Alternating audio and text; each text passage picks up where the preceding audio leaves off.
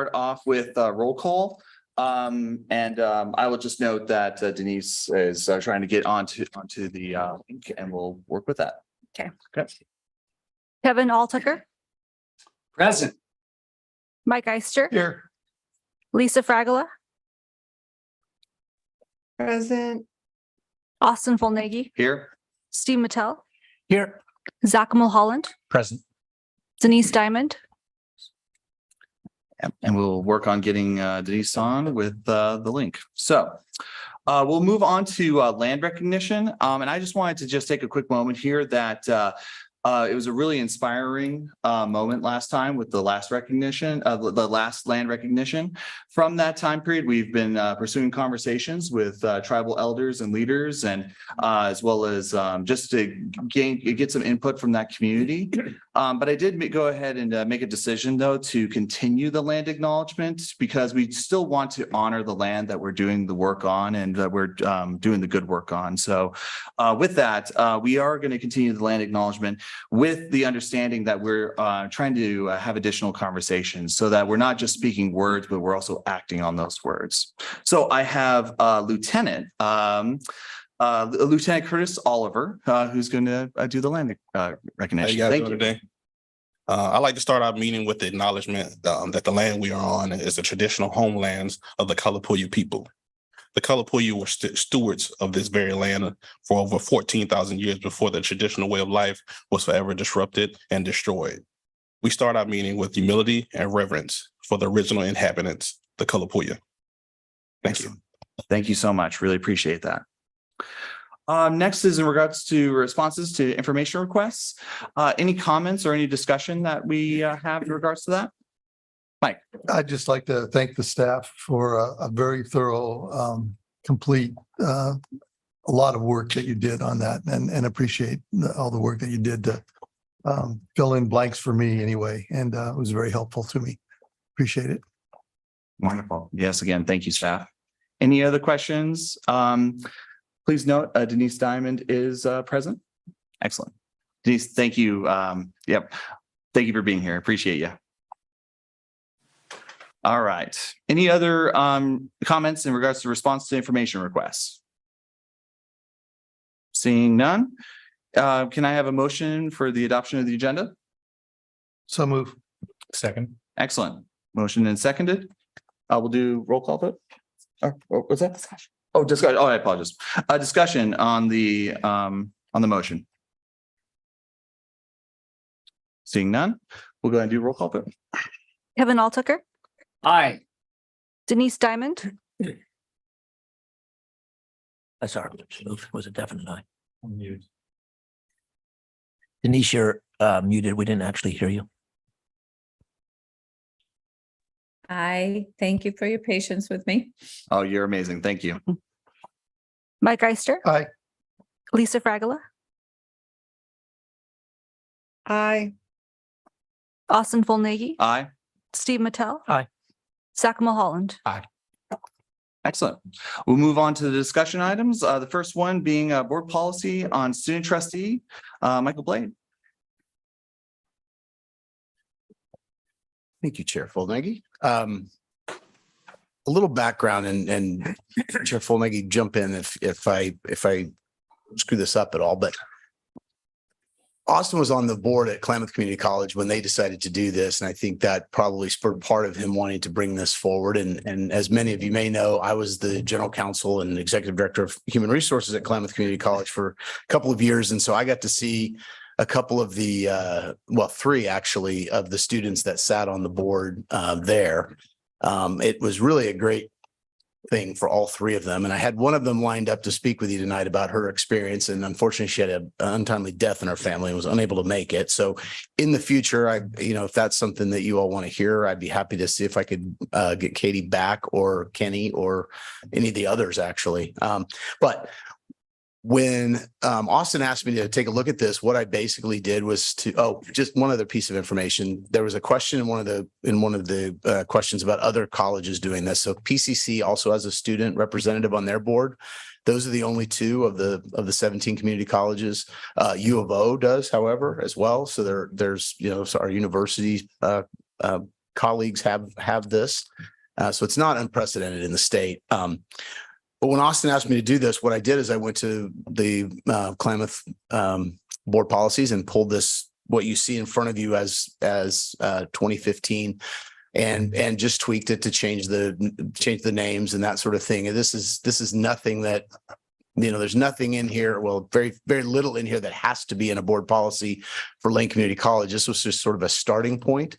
It would not have to be the SGA president. That's who it is at Klamath. It would not have to be, they don't have to attend all meetings. You all have many more meetings, and Klamath has about 10. I think they have no work sessions.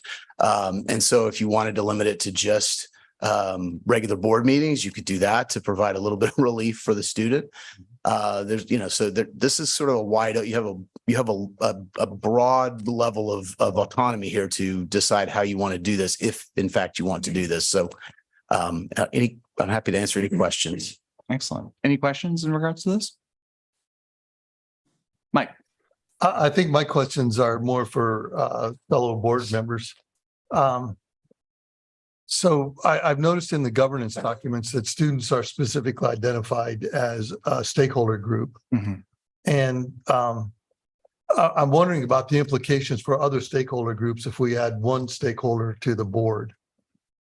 So that's one thing that's rolling around in my head. Gotcha. I can see, having worked with students for my whole career, I can see real advantages to having a student participate with us.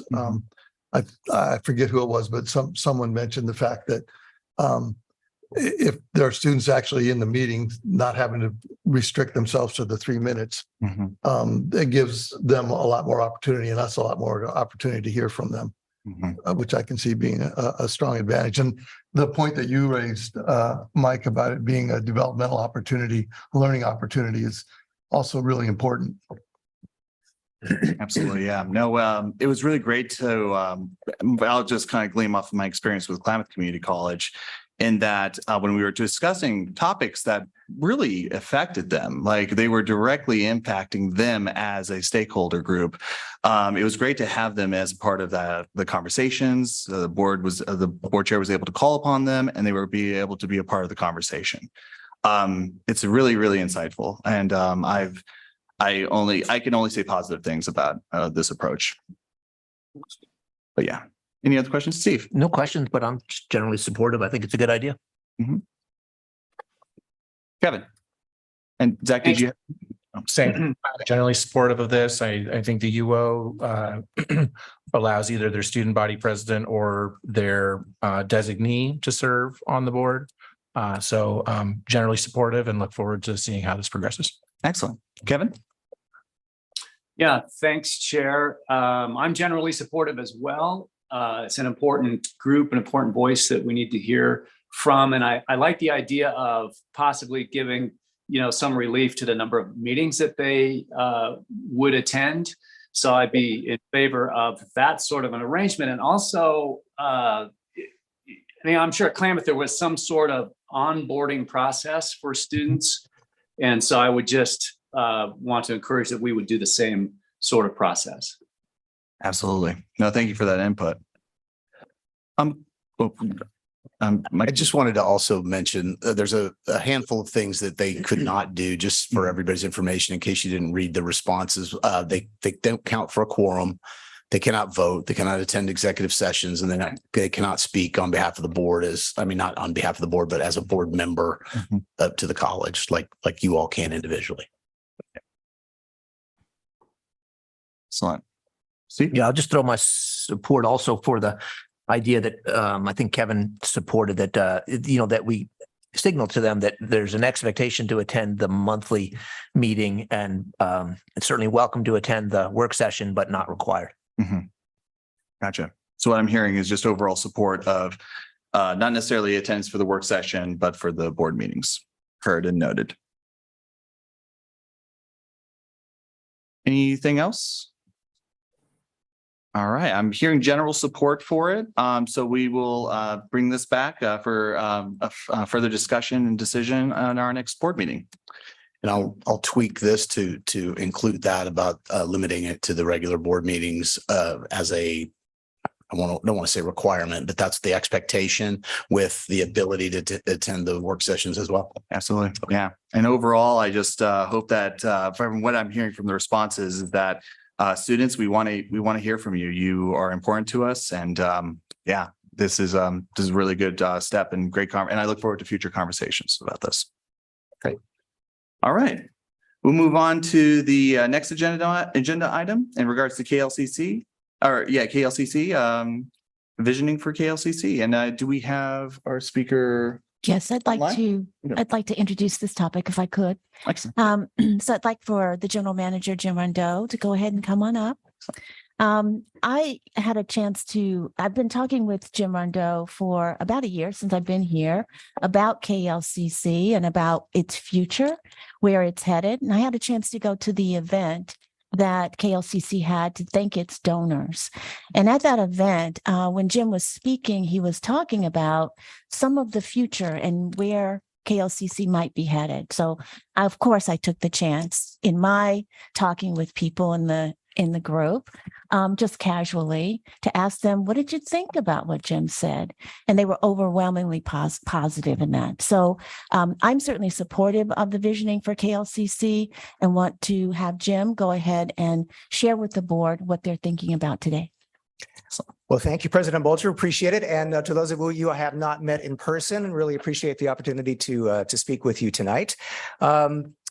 We have not really an extensive slideshow for you. If you're looking forward to slides, you're going to be disappointed, but we do have a few just to start us off. I wanted to give you just a bit of background here. KLCC was actually started here at Lane Community College back in 1967. Originally, it was KPNW, but shortly afterwards, they changed the call letters to KLCC to recognize the college, and somebody else here in town took KPNW. So 56 years later, we are very proud to be a very successful radio station. I think represent the college very well and a strong community service. Today, we are very happy to say we are the most listened to radio station in all of not the land, but Western Oregon in our survey area, which is great. Membership, which is our primary source of support, listener members, is very strong and growing the last number of years, which is a surprise to some people during the pandemic that we're even still here at all. But in addition to that, digital traffic is really robust and growing, and along with our slate of digital products. So the slide here kind of tells the story of what has happened since 1967. Changes in the industry have been really profound. We are still doing all of the radio that we started out doing, but now we have smartphones and tablets and podcasts and on-demand features and digital publishing and various live events and webcasts. And the truth of the matter is, in order to remain a viable organization, we don't have any choice but to participate in all of that technological change. It's just part of serving the community as a local media organization. The demands and the challenges of running a 24/7 media outlet and the demands and challenges of running a college that serves the community well are both very profound, but sometimes divergent. And that's one of the reasons that we're here tonight. There is really a special skill set, and I've really kind of acutely been aware of the fact that we're running a separate business, a separate industry inside of a community college. And as proud as we are of what we've been able to do with that arrangement and really the wonderful support that we've gotten from LCC over the years, it's not always the most efficient or most viable way for us to move forward. At this point, KLCC is almost entirely self-supporting. You read the budgets, so you probably know that the last direct allocation of funds from LCC to KLCC ended in 2018, and that was significantly reduced. So we exist now on primarily member donations, the support of local businesses who do underwriting, and grants that keep things going. So in spite of more or less existing in the private sector and competing with a dial full of radio stations, and who knows who's going to pop up a new YouTube site tomorrow or TikTok channel or whatever, we are operating a private sector business, more or less a private nonprofit organization within the context of the college. So if Shane could advance to number 3 here. There's just a lot now that people expect us to investment in digital infrastructure and distribution. Our FM transmitters, we have 10 of them around the state. Those are still important, but so is streaming and app development and video and graphics and all kinds of programs that are delivered digitally and things that we can't even imagine probably today that we'll be asked to do in a year from now. We probably all are aware of the nationalization of media, the nationalization of news discourse. You watch CNN and MSNBC and you feel like you're well informed, but you're really not hearing about much that's going on in Lane County or Western Oregon unless there's a terrible catastrophic breaking news event, in which case you're probably not glued to CNN. So you're really watching the world happen at a distance, but you're not hearing about your local community. One thing that we provide that is unique and that we think is really critical to a service that that LCC has created us to provide, and that is a local window on the world. That is local culture, local news, local arts, things that you just can't get elsewhere. And that requires significant staffing and investment, not only to put it on the radio, but to branch it out over all kinds of different platforms. We are increasingly in the business of becoming a local news gathering organization. I would say we're there with the largest radio newsroom and one of the largest newsrooms, period, in Western Oregon, covering our communities. It's no secret that commercial sources are in decline. In our state alone, in the last couple of years, we've seen newspapers fold up, just close up shop. We've seen TV newsrooms go dark because the commercial model that has supported local news just isn't viable anymore for a lot of the corporations that are in that business. So there are parts of our listening area actually that are in danger of becoming news deserts if local public radio, public media organizations don't step in. And so a significant amount of our investment in recent years has been to do just that, to build a strong and award-winning news department at this point. We're very proud of that. That also requires people and technology to go out and gather the news, technology to put it together, not only in radio form, but web publishing. And I hope many of you are subscribing to the KLCC Extra, our daily digital newspaper in your inbox, which is just one sort of interim solution that we've put together to reach out to our marketplace and let them know that we are covering the news. And finally, I would say that people, to be a viable media organization going forward here on a dial full of radio stations, we have to be able to respond quickly to occurrences in the marketplace. 5 years ago, none of us had ever heard of TikTok. Now we're supposed to be in the TikTok business. 15 years ago, some of us may have started to hear about Facebook. Maybe if we were very cool, we had a MySpace page. Now Facebook is a critical part of the operation. If you're a radio station, a TV station, newspaper, whatever, but all of that takes people who have specializations in social media, in digital publishing. And it's one of the many things that we need to be able to adapt to and exploit to our benefit if we're going to really be viable going forward to meet consumer needs and meet consumers where they are. So slide 4, Shane. We have really come to know through our discussions with our colleagues at LCC that everyone has essentially the same interest in the continued strength of KLCC. And so the question has come to how do we try to address its ongoing needs, either through the remaining in the college environment or some other alternative. And one of the options that we are discussing and really quite interested in is the potential of a management agreement, a public service operating agreement between Lane Community College and a third party.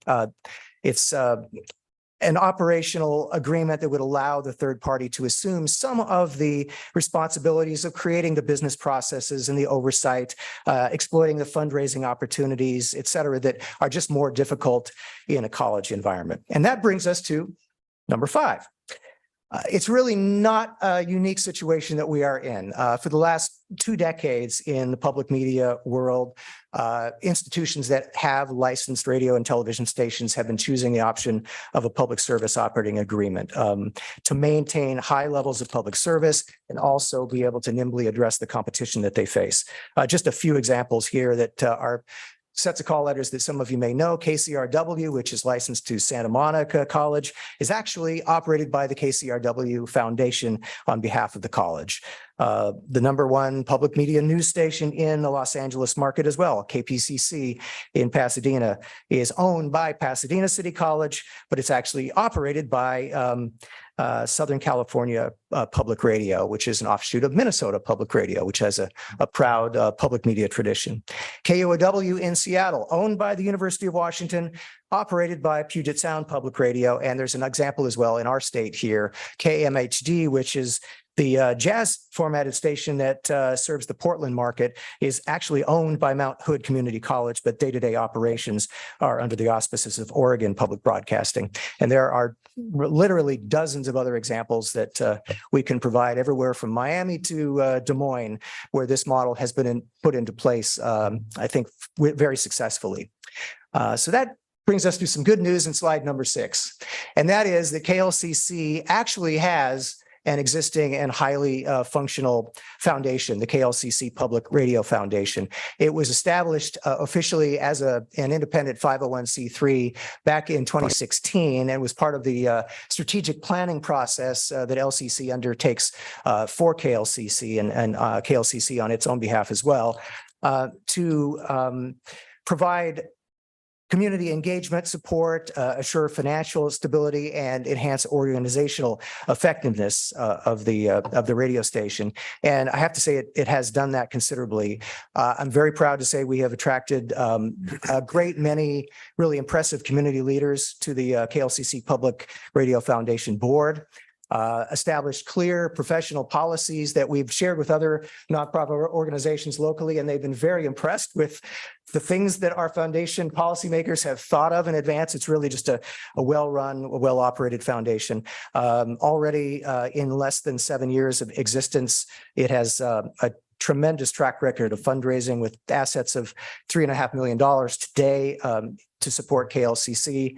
It has made it possible in the last couple of years to achieve some of our aims of diversifying staffing with a fellowship program, increase local programming with grants to start, for example, the most recent addition to our schedule, Oregon on the Record, which is an interview program that will be rolling out more days a week here very soon. Support for a full-time host editor position, which is another concession we have to make to the digital world, that we need an editor that we've never had before. We've created a multimedia journalist position and enhanced our art and culture coverage with funding provided by the KLCC Public Radio Foundation. It's also provided professional development funding and administrative support for grants and philanthropy, and at the moment is engaged in running a $3 million resource campaign called Amplifying Oregon Voices campaign, which we think will be providing significant investment toward KLCC's service at a time when digital transformation really requires it. I wanted to introduce a couple of members of our foundation team. Alma Fumiko Jesus is the president of the KLCC Public Radio Foundation. Scott Heddick is also here. He is the vice president and a member of our staff. Someone who works for you, Renelle Curry, who is our director of philanthropy and also serves as our foundation board administrator and is largely responsible for crossing the T's and dotting the I's and all those policies. So the three of them are really instrumental. And Alma, did you want to quickly address the foundation's role? You probably should do it from up here. Yeah, just so that the people on Zoom can hear it as well. Thank you. We apologize for the microphone. We're working on that. Angela Step Stool. Thank you, Jim, and thank you, Board of Directors. We are, Scott, on behalf of Scott and I, as volunteers on this foundation board, we are so proud to be able to have such an amazing organization. Scott and I both have, our backgrounds are in marketing and media. And so we've seen the changes that have happened and are continuing to happen. As Jim said, it's just going to continue to change. And one of the things that we're really excited for is the opportunity to be more nimble. When we think about turning on the radio, wherever you're at in the listening area for KLCC, we want to make sure folks in those listening areas can hear stories about themselves and see themselves in the communications that are happening. And the best way for us to do that is to be able to invest in programming in those local areas and in the diversity of opportunities for reporters and storytellers in those areas. So that's what we're very passionate about making sure happens. And so we really appreciate the leadership of the KLCC team. Renelle and Jim are amazing, as is everyone else there. So thank you so much for this opportunity to share. And we'd love to just have a space for a conversation about this, because we're better when we work together and we're stronger. And that's what we're really hoping for. And we can't do it alone. We need our whole community coming together. So thank you for your time. Excellent. Thank you. And Scott, does that sum it up for you? Okay. She's a better speaker than all of us put together. So we leave it at that. You want to finish up, Alma? So I just want to close with, just a summary of why we are talking about this. And the main reason I think is the need to create some internal specialization that works for a media or organization. And some of that is just different from a college. Accounting and personnel and infrastructure and financial oversight and investment policy and certainly technology are different from a public media side than they are when you're running a college day to day. We feel very much the need to be able to tell the members, the donors that are funding our work every day, that every penny that they send us is being well spent, that we are eliminating as much overhead in the operation as we possibly can, that we are providing maximum impact for the dollars that we're asking them to give. On Monday morning of next week, we will be starting a membership drive, our very important fall membership drives. Call now if you'd like to. You probably have someone answering the phone there right now, or you can give online. These things are very important, and I think we want to be able to credibly say that we are spending your money wisely.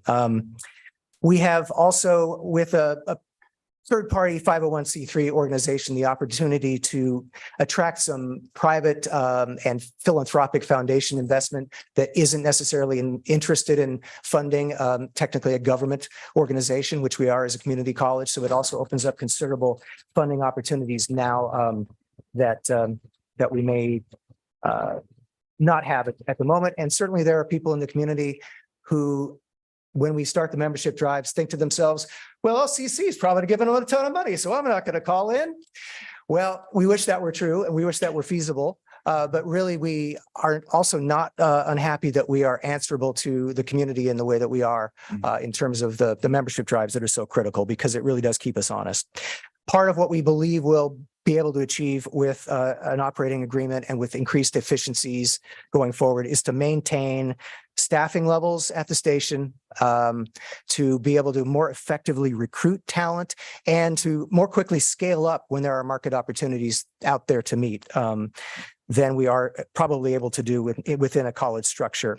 The PSOA from the college side, I would recommend to you is a way to invest in and future-proof what President Bolger and I have both agreed is really a valuable LCC asset. But it's an asset that will become a rusty old car on the lot without investment in 5 to 10 years, because we are seeing the direction that radio is gone. How many of us listen to AM radio these days? Not that many.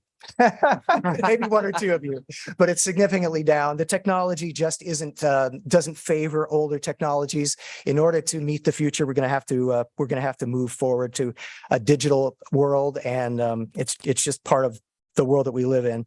But it also allows an arrangement, I think, in its ideal form, will allow LCC and the foundation to retain a really cooperative working relationship. I think the KLCC Public Radio Foundation values its relationship with LCC very much as a highly regarded educational institution. And we hope that if some kind of agreement were to go forward, LCC would get those same benefits out of being associated closely with the Public Radio Foundation, which is also well-run and we think at this point well-regarded and able to provide a significant community benefit, because we all have kind of the same goal, and that is in one way or another providing a community outreach, a community educational function, and just in a different way. We also, I'll throw this in, a professional, well-run organization we believe in the future will provide more student opportunities as well. For students at LCC, internships that we would love to be able to support now. We don't have the infrastructure and staffing to do it to the extent we'd like to. So I think just in closing, an agreement could potentially really enhance the public service that KLCC is able to provide and is worth discussing. I really have appreciated President Bolger's willingness to look into a different way of doing things, and I would really hope to earn your support as well for continuing these kinds of discussions about the ongoing relationship between the college and the station and the Public Radio Foundation. And any questions you have about it either now or going forward, we'd be happy to provide additional information. So excellent. Yeah, we'll go ahead and open it up for questions and conversation. Anybody have any questions in regards to the presenter? Denise? You can hear me? Yes, I can. Thank you. Okay, thank you. So am I to understand that currently there are there college employees? Yes, at LCC? yes. Right now, all KLCC employees are college employees. Uh-huh. And how many people is that? Oh, you stumped me. I know we have 18. Is it a total of 18? Yeah. So they fall under staff, managers, faculty? How is that distributed? We don't have any faculty. We do have management and classified staff at this point. Yeah. Mhm.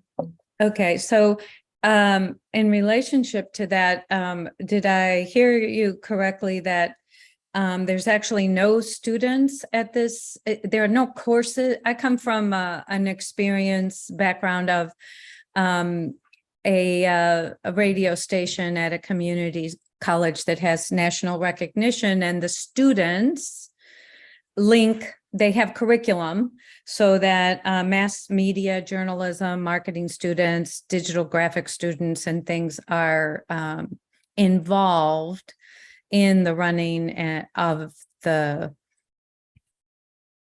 radio station. So is that not, it does not sound like that has ever been a link, so to say, with KLCC. Would that be accurate?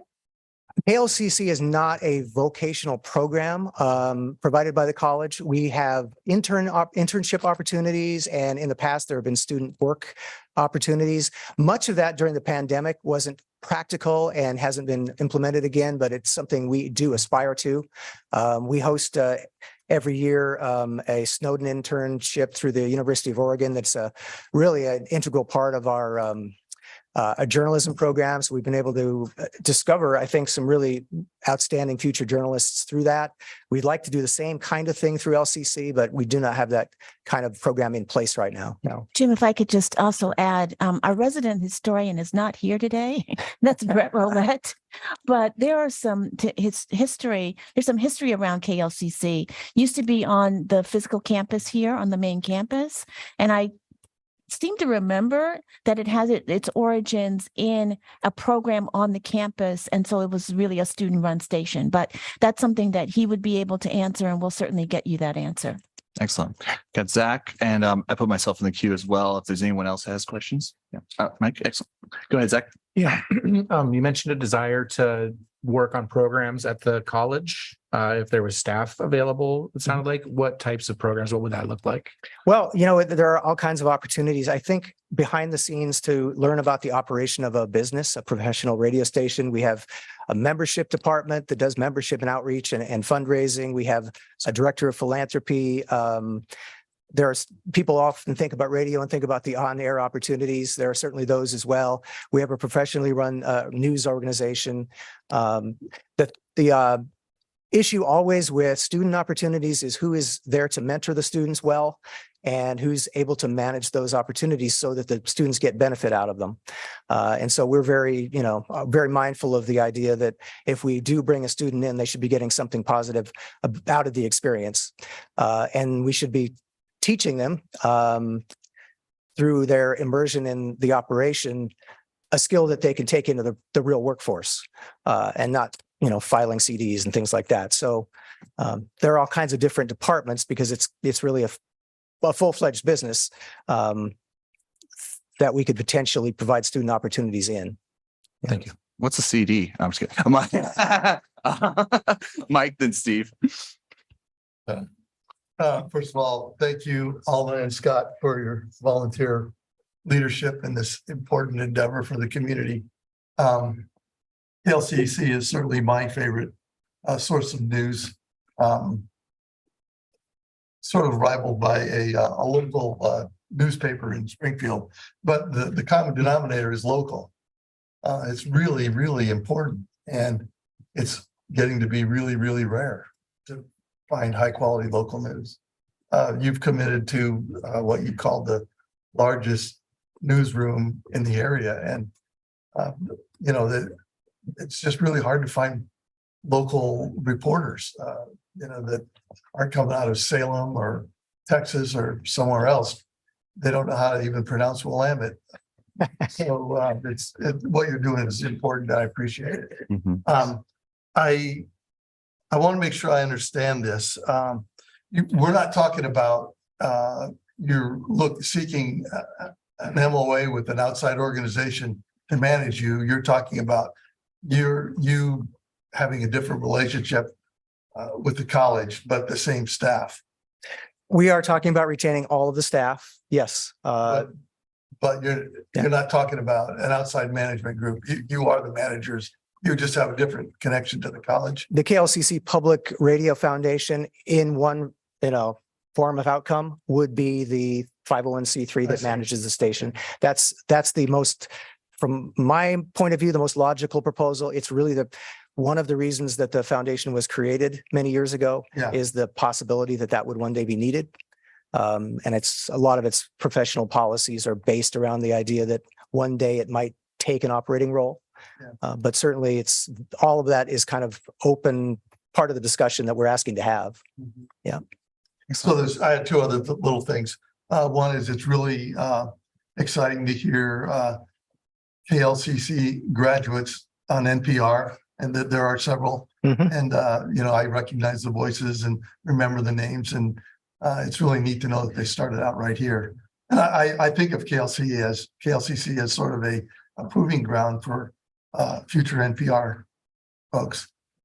The other thing is Denise asked a question that spurred a question for me. Would the classified staff remain part of the bargaining unit? There wouldn't be any transition there with this MOA. That's not a question that I can answer. That really is part of the discussions and probably part of what they feel is best for them. There are different scenarios. There are scenarios in which, yes, they would remain. There are scenarios in which the opportunity that they may have to be a foundation employee per se might be more lucrative. Ultimately, we're hoping that the PSOA will allow us to raise the level of salaries, for example, maintain the staffing levels and make investments that we can't otherwise make through efficiency. We have a 10-year business model now that shows us that we have really significant upside to do that. If we can take some of the overhead off our plate, a lot and several $100,000 can be invested into staffing and actual program services. But whether or not individuals would choose to be part of the bargaining unit or to move over really is not a question that I can answer as part of an ongoing discussion. And I would hope that would be part of, the choices that the individuals would have to make about what was best for them. But our intention is to make sure that everyone has that option, that the funding is there to maintain the staff as it is and to grow the staff so that it's that's really what's in the best interest of the radio station and as the organization as a media entity. So, yeah. So that's connected to my last question. I promise, Austin. It seems to me that the number of days of pitching has gone up dramatically in recent years. And do you anticipate first of all, my perception may be wrong, but it just seems that way to me. Do you anticipate increased pitching time being necessary, or do you have any way of knowing? I do not anticipate increased pitching time being necessary. We are trying to keep it to essentially spring and the fall, 1 week in the spring and 1 week in the fall, and then some smaller fundraisers, which yes, are necessary in between. So basically it's 2 weeks out of the year that you're hearing live on air fundraising. I don't think that's going to go up. And I think that we all realize that there's a threshold at which it's a law of diminishing returns because it's a free world and people can turn it off if they want to. Fortunately for us, people are very also receptive, not only to the on-air appeals, but responsive to the email campaigns. So we have been able to take a certain amount of it off the air so that we don't have to, and we've done direct mail as well, and that has gotten some response. So we're trying as many ways as we possibly can to keep the amount of on-air fundraising to a minimum. Sometimes it feels like you're hearing it constantly, but generally there's 3 months in between campaigns at least 3 months where you'll never hear us ask for money, but before we do again. So that's that's kind of a line we have to walk to make sure that the budget gets, the revenue gets made, but Thanks. Yeah. Excellent. We got Steve and then Lisa. Did you put yourself in the queue? I did, but I'll speak. I'll speak after Lisa. It's all right. Thank you, Steve. I just had a couple of comments. First, I like lots of folks in the room have had a great admiration for KLCC, excuse me, over the years. I was even an intern as a student myself. oh, wow. 25 years ago or something That's like that. A great experience, and I've really appreciated you all in the community. I have two questions, or one question and a comment. So, Jim, we've heard a bit from you about the benefits of the PSOA. I guess also wanted to ask Stephanie, who I think has taken the lead thus far on behalf of LCC in terms of thinking through what those pros and cons might be, and ask you to speak to, both pros and cons as you see them thus far. I'm not sure that I see any cons just yet because we haven't actually started. We wanted to make sure that the board had a chance to weigh in on this before there were any negotiations or any discussions regarding a PSOA. Our interest was primarily that LCC would retain the license. It's a very valuable asset for Lane Community College, and we did not want to give that up. And the KLCC sees value in that arrangement, because what they would be doing is leveraging the relationship that they have with LCC. So it's a brand, KLCC, and they see value in that. I don't know, Mike, if you want to add anything to that. No, I think that you said it all. Besides the licenses, the call letters as well with LCC and them. It's important. Yeah. So for me too, that's an important consideration. I'm sure you've considered it already. And I also just wanted to put a comment out there. Just I guess 2 weeks ago, we elected Kevin as our liaison to KLCC. I hope you knew this was coming, Kevin. And just wanted to, remind us that we have a liaison directly on the KLCC board. And as this develops over the next handful of months, I'll certainly look to Kevin to keep us informed as to the discussions and when an action might be coming forward. Yeah, we appreciate him serving and looking forward to having him part of the team. So thanks for willing to serve. Excellent. Lisa? Yes, thank you. So Jim, first of all, I did want to thank you and all of the staff and foundation members at KLCC for your work and efforts. I think we would be a news desert if it weren't for KLCC, and I think the reporting that you're doing locally is fantastic. So thank you. I guess my questions is actually for Dr. Bulger as well. Dr. Bulger, I'm wondering what kind of timelines we might expect around this process and what are the next steps? Well, given the positive feedback that we've received from the board members tonight, unless there are any objections, what we'd like to do is start to explore the PSOA. And that's something, of course, that we would be bringing to the board at the appropriate time. But that's what we'd like to be able to do. And do you have a sense of timelines for wanting to do that? I tell you, if it were left up to KLCC, it would have been done 6 months ago. But am I right, Jim? Months or years? But we would certainly start that very soon. Yeah, immediately. How's that? I will defer to the president on all matters of timeline. Thank you. Understood. Zach, go ahead. It sounded, you said something around this move would save you overhead costs of hundreds of thousands a year. Can you explain how that would happen? Well, there are significant costs associated with doing business inside of the college environment, and we've identified a lot of those in the business planning. That services and overhead that would be provided probably a lot more efficiently outside of the college. So if we were able to unlock some of those efficiencies in just doing daily business, there's quite a bit of overhead that's associated with just being part of the campus community. So I'll look for more info on that as this process moves forward. I don't want us to be shifting costs to LCC to the general program. Sure. Oh, yeah, I understand what you're saying. Sure. Thank you. Understood. Let me just first off say that oftentimes when I say that I'm on the board of directors with Lane Community College, I often get the response, "Oh, I listen to KLCC all the time." So I really want to thank the volunteers, the staff, and everyone over there. You mentioned concerns around like recruitment and so forth, and I also heard you mention obviously the pay for the classified staff. What are the barriers in regards to recruiting talent and so forth that you have? You mentioned that as a concern, and I just wanted to kind of clarify that outside of the pay that you Sure. yeah. I think a lot of the I think a lot of the personnel policies at the college are based on recruiting professors from other community colleges and basing salary guidelines on what other community colleges are doing. Mhm. We need to be able to do the same within the media industry. I mean, if we're hiring a really hotshot news person from who knows where in the middle of the country, we have to have a salary that gets them here that's very competitive. We also have to be able to recruit a diverse workforce. It's really very important to our future. And unless we are paying really significantly competitive salaries, it's very hard to get people to come to Eugene, a high cost of living place.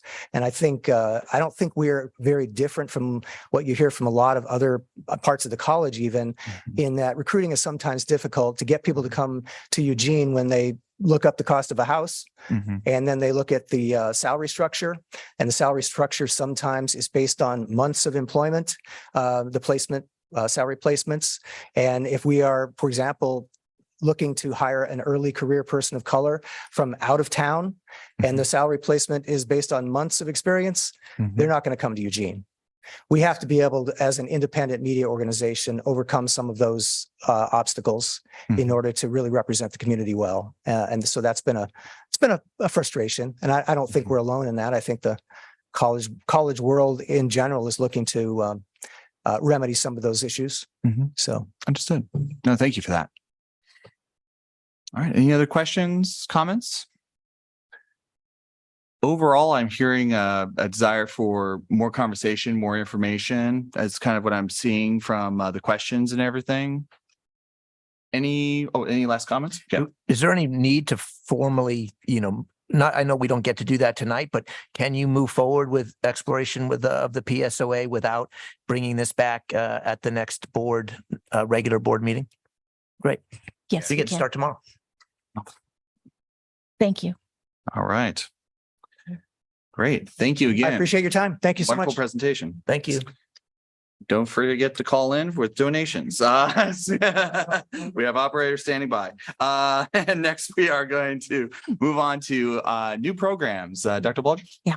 New programs. Come on up, Dr. Tinkham. And so we'd like to introduce new programs just for the new board members. The board approves per board policy, approves programs, academic programs, and we have a couple of them tonight for you. And there are basically 2 readings essentially. And so we introduce the new programs in the work session, and then it's on the board agenda at the regular meeting for approval. Dr. Tinkham. Thank you, Dr. Bulger. Thank you for having me this evening, Chair Folnegi and board members. As Dr. Bulger was saying, there is a process to our new programming development. The 2 programs that you're going to hear about tonight were approved last June. Curriculum Committee meets once a month during the academic year. Proposals for new programs, if they are approved by Curriculum Committee, are then forwarded to the Vice President of Academic Affairs for consideration, and then they are forwarded to the board for consideration. And also, I just want to give you a little bit of background as well before I introduce the faculty who will answer some of your questions tonight. After let's say these programs, you approve them, you think they're worthy, which I am confident that you will. The college would then forward these programs over to HEC, the Higher Education Coordinating Commission, for approval that would go into our portfolio. These 2 programs tonight, it's a very limited change because they exist within programs that have already been approved. After that, we would then forward them over to the Northwest Commission. And the commission then would also approve them. Again, these are very minor changes, so it would just be mostly a notification. After that process, then we would afford federal financial aid. They would then be informed. So that's essentially how this works. It goes all the way from the faculty member and the departments. It goes through the curriculum committee, through the vice president, to the board, to HEC, to NUCU, and then to the U.S. Department of Education, to the financial aid office. Mhm. So we have two programs tonight to be considered. Both are one-year certificates. The first is in small business management, and the second is in accounting. In the audience tonight, we are joined by Chris Wren, right here. He is the Dean of Advanced Tech, Business, Computer Information and Technology. Also, Luann Johnson, business faculty. Both Chris and Luann are here today for support only. And the faculty members who are going to come up here with me and answer your questions are Tim Hovitt, business faculty. Come on up. And then we also have Jeff Lands.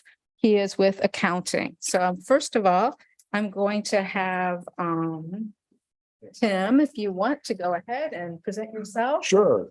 Thank you, Shelley. Take any questions. Madam President, Mr. Chairman, members of the board, my name is indeed Tim Hovitt. I'm a faculty member in the business department. And I know you've read the memo that staff presented on or gave you on this. Very shortly, just to augment it. We currently have a small business management certificate, which is embedded within the AA degree for business management. What this proposal does is remove that and make it so a student can get it as a standalone certificate in small business management, and that it would qualify on its own for financial aid. And that is the most augmentation I'm going to give you, unless you want to hear something else. And I would ask you to adopt the resolution provided to you. Are there any questions? Yeah, we'll start one program at a time and we'll ask some questions there. Zach? Yes, how desirable is this 1-year certificate in the job space? Yes, so I teach currently small business management, and I have in the AA program students who it's surprising to me how many have started businesses and are in the program to augment it. We have anecdotal or stronger evidence that there are people in the community who are running businesses but don't want to go through the whole AA program, but need help, augmentation in certain areas that they might be weak in. And that's the intention of this. We wouldn't offer it unless we wouldn't suggest it unless we had evidence that we believe that it's going to be valuable. Excellent. Denise, any other questions? All right, Denise. Thank you. So I just want to clarify a couple of things. One is that this certificate program, or is it most all certificate programs qualify for financial aid? This one does because we have moved it to 48 credits.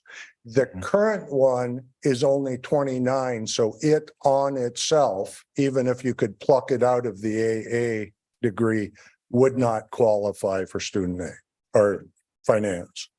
Okay, so yes, thank you for clarifying that, because it was my understanding that most certificate programs do not qualify for financial aid, which is a bit of a catch-22 for the people who may be the audience for the shorter term academic types of programs. As you were saying, they just kind of sometimes are the just get in there and start it. And the next question I have is, do you have a link or a bridge, so to say, to our Small Business Development Center. Is this a connected relationship?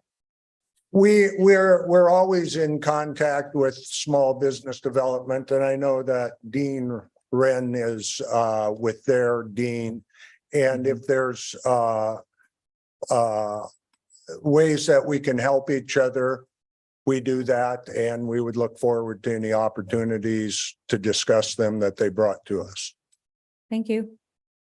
And Denise stole my question. Another question I have, though, is in regards to the WIOA. Would this program be WIOA qualified, Workforce Investment Opportunity Act? I don't know, but I will ask the curriculum office. I know that we just put forward a number of programs, but I can get that information for you. Perfect. Thank you. Any other questions? Steve? No question, but just wanted to say that I'm generally supportive. Great.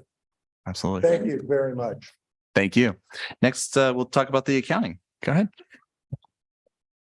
Madam President, members of the board, thank you for letting me go over this with you.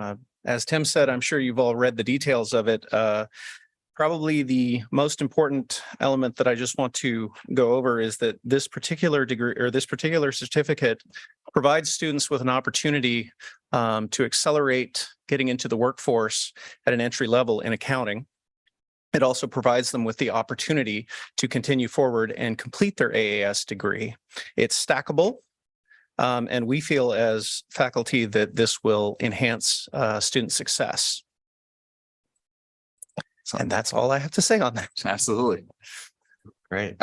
Steve? Yeah, again, no questions, but also just wanted to make certain that you understood I'm broadly supportive of this and other kinds of efforts like it, where we are offering our students, shorter terms to certificates or degrees and we are hearing through a variety of means, including the book that we read last year, that's an important, offering that we need to make available to our students. So I'm glad to hear that you're doing it, and I'll support it next couple of weeks from now. Mm-hmm.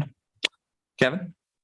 Yeah, thanks. I just want to add to what Steve just said. This caught my eye in the board packet, because what it told me was, here's a group that's looking for opportunities to increase student enrollment, meet the needs of the community, all within an existing program and using existing capacity. And it really struck me as that's a good thing. And so, yes, I'm very supportive. Thank you. Absolutely. Zach? You already spoke to this a little bit. If you just speak to the value add that this one-year degree brings for students, and like what it would qualify for students for compared to a 2 or a 4-year degree. That's an excellent question. So one of the value adds of having this is that it compresses the core accounting courses up front. One of the challenges for learning accounting within the program is that it can extend over a period of time. I teach both at the beginning of the program, and then I teach some of the classes at the end of the program. And, stretched over a long period of time, you forget things. You wind up having challenges towards the end of the program. And so as a result, with having this as a stackable degree, students will be taking all of those core accounting courses up front and within quick succession. And we believe that adds a lot of value to the education and leaves a lot of the remaining courses at the end. And obviously an AAS degree, you're going to have priority hiring if you have an AAS degree.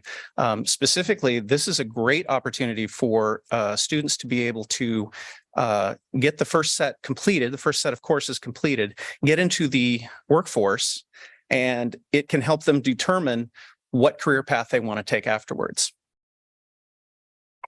Does that answer your question? Yeah. Okay. Excellent. It'll work. All right. And just briefly, I in my work, I help with employers recruiting, and the skill sets necessary in accounting and so forth, high demand, very necessary. We're even when you look at like the job openings that have not been filled, many of them were not filled because they are looking for the skill sets that this year degree program would provide. Yeah, no, I'm supportive of both of these programs because I do know that there is a need for this in the workforce. We also have a need to create a more diverse and broad business environment as well, and giving our future business owners and job creators the skill sets to effectively do that. So I'm generally really supportive of both of these programs, both on a workforce side as well as an economic development side. I can also say to your question, sir, that, I worked 15 years in the field of accounting. I was a hiring manager, and I've hired both people with 4-year degrees and 2-year degrees. And I can tell you that I had more success with students that had the 2-year degree from Lane Community College and other community college than I did sometimes with people that had a 4-year degree. And so in thinking about this, I would like to say that I wish this certificate had existed back when I was working in industry, because this would have been something that I would have been looking for prospective candidates.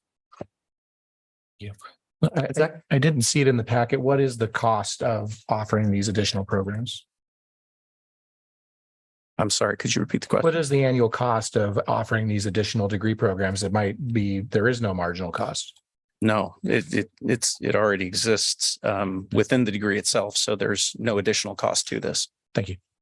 Just so I'm clear on that, it's a repackaging of existing courses, right? So there's no, as Kevin pointed out, right, no capacity stretch by offering these two.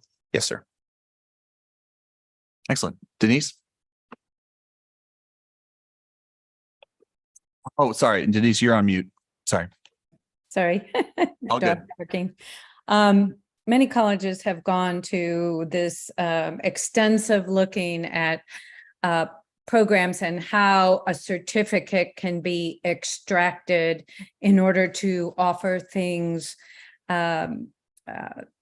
entry pathways, more expeditious and more immediate way for students to get into the fields that they're interested in. And I think it's very workable. My concern still remains that there's enough credit units configured to be eligible for financial aid, because I have seen firsthand how that can be a real stumbling block. And the relationship perhaps to the foundation for scholarships, where that may be lacking, so that this is a pathway. It's an absolute pathway. So you have a high level of interest. It's delivered in a compact, quick, easy to access kind of way. You get into the field, and then, hopefully you're hooked and you like it, and you want to find ways to continue to enhance your knowledge in it. But taking a look at any financial obstacles, I think, is important lens for us to have. Yes. Go ahead. So this program is 46 credits in total, and has all of the necessary elements, as far as I understand, to qualify for financial aid. Excellent. Thank you. My question about WIOA qualify will fall on this one too. So. All right. Any other questions, comments? I'm seeing overall general support. Excellent. Great. Thank you. I really appreciate the presentation and answering our questions as well. Thank you. Thank you. Denise, I just wanted to say thank you for making me aware of the 48 credit limit. I didn't know that, so appreciate that. Yes. Is it 48 or 46? Because this one's only 46. Sorry, I said it. Yeah. Yeah. No, great knowledge we all bring to the board for sure. So you, everyone. Oh, Dr. Chair Walt. Folnegi, what Yeah. we'll do is we will have financial aid in student services column, if we can have someone from financial aid sort of corroborate and validate what we're hearing tonight. Thank you. Perfect. Great. Great. Thank you. Next is the rather significant topic of the adopted budget implementation. Dr. Bulger. Yeah, thank you so much. So we're going to go through the information that you were given in the packet, And Sue Fahey, who's our interim vice president of finance and operations, is on an excused absence this evening. And so I and the rest of the team that you see here at the table, we will go through this packet. And if there's some questions that we cannot answer, we have been duly prepped. But if there are some questions that we cannot answer, we'll certainly get you the answers. Many of the questions that were prefacing this meeting actually are in the board agenda as well under responses to information requests. So I certainly ask you to please take a look at those as well, and we will help direct you to them as appropriate. Let me first, while we open this up, and so thanks for staying at that slide right there. Let me refer you to the memo. There's a memorandum in the agenda as well as this slide deck. The memorandum, it basically talks about what's in the slide deck and provides some important narrative. Next slide, please. So the reason for the packages, and I'll just summarize the reason as the board well knows. You might recall that the fiscal year adopted budget was included $3.8 million of program reductions. Those reductions were spread proportionally amongst the functional areas. There was a late addition, you might recall, during the budget committee deliberations in May of a $4 million reserve for revenue shortfall. That because it was because that was adopted before the time that we needed to implement and go through these reductions, we did not have time to identify more strategic budget balancing measures at the time that the adopted budget took place. And you may know that the $4 million represents 4.4% of the general fund operational budgets. What Sue also mentions to the board is why there was $4 million in the reserve for revenue shortfall, and then that became the $3.8 million. And it's because the expenditures were essentially lowered when we removed the $4 million from the expenditures. Secondarily, the reason for the packages is about improving the financial condition issues that were noted by Moody's. You might recall Sue talking about the Moody's rating and how there was a negative downgrade in the rating. And the Moody's narrative actually talked about two reasons for that. And she lists those here also. One is that we need more structurally balanced operations, and we also need to strengthen our reserves and our liquidity. The third item under here, another item under here is refers to the consultant report that that took place last year, you might know, under the president's priority and actually the board's goal last year under fiscal condition. We hired some blue ribbon consultants to conduct an assessment of our fiscal condition. They looked at and used something called a composite financial index. And that composite financial index didn't put us in the crisis mode, as you may recall, but it put us in the barely surviving mode. The last reason under the secondary reasons is to help reduce the FY25 projected shortfall. Sue shared this with you at the last meeting. The preliminary deficit looks to be about $7.8 million. That does include that $3.8 million. So if we certainly need to take care of the $3.8 million so that it's not 7.8 million, but it's actually less, about $5 million or so. Next slide, please. Dr. Bulger, would you like to take questions at the end, or would you like during the presentation? Now it's Fantastic. fine. I know you've taken a look at the presentation. So Excellent. Great. My question was about this particular area under the secondary reasons. First of all, the statement of strengthened reserves and liquidity is much more diplomatically stated than the consultant. The consultant basically told us we aren't following our own policies and we have to do that. And it was in relation to the reserve and liquidity. On the first one, I've asked this question before, but I didn't ask it very directly. I'm not sure what the Moody's people meant when they said more structurally balanced operations. That sounds like word salad to me. I'm not sure what that, what the meaning of that is. Well, that's a nice way of putting it, but we have a structural imbalance in our reserve, in our revenues and our expenditures. Oh, okay. That's easy to understand. And that's what they were referring to. Thanks. All right. Yes. Next slide, process today. So the process that we have followed is that the cabinet was requested to develop 6% budget balancing strategies. This happened in July after the board certainly had adopted the FY24 budget. At the June 21st work session, the board has supported the guiding principles, and you'll see all of the guiding principles there.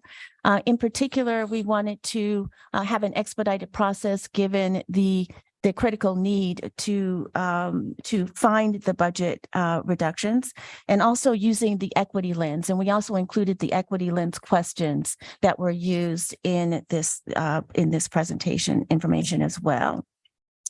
There were 3 emails. Next slide, please. Are we at that point? 3 emails sent to all employees regarding the FY24 budget. They were sent by me and also Interim Vice President of Finance, Fahey. The guiding principles for the budget balancing measures were shared. Cabinet members met with deans and managers to develop the strategies. Some areas that had opportunity to garner feedback from the entire department. Some of that you will hear this evening as well.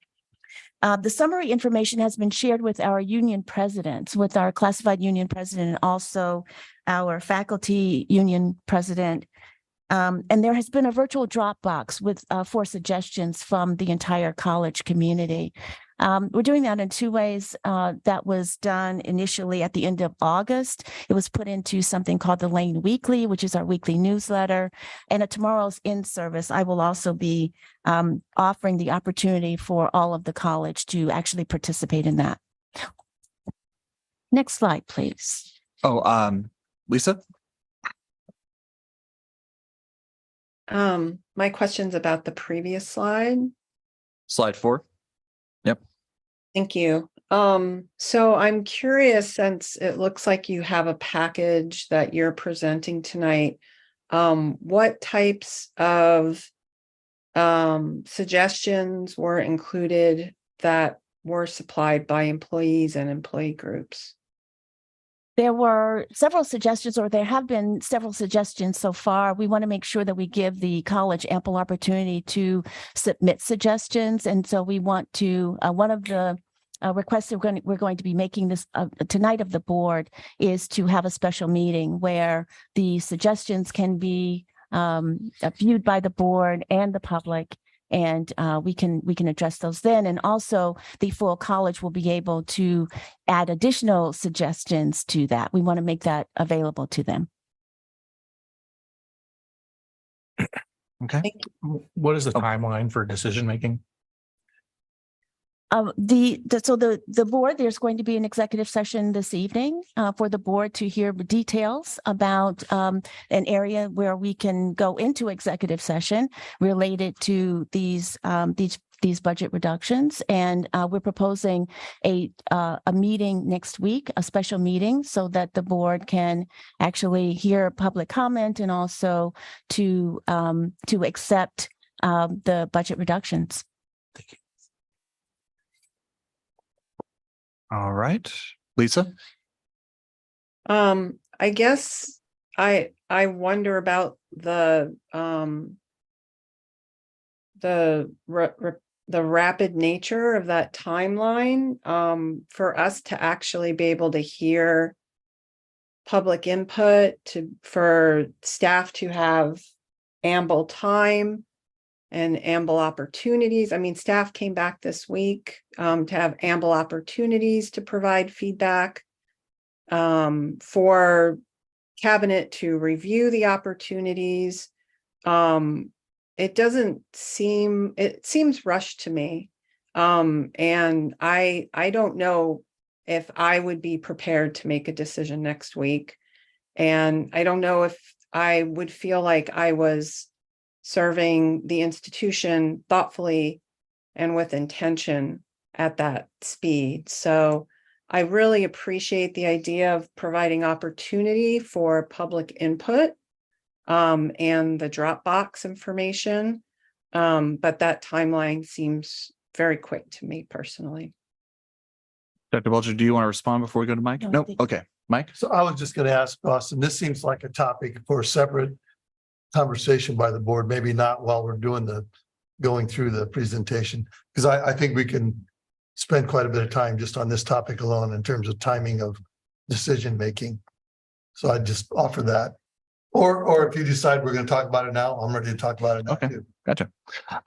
Yeah, I would just want to make sure that President Bulger has an opportunity to present, and I want to encourage board discussion. So, yeah.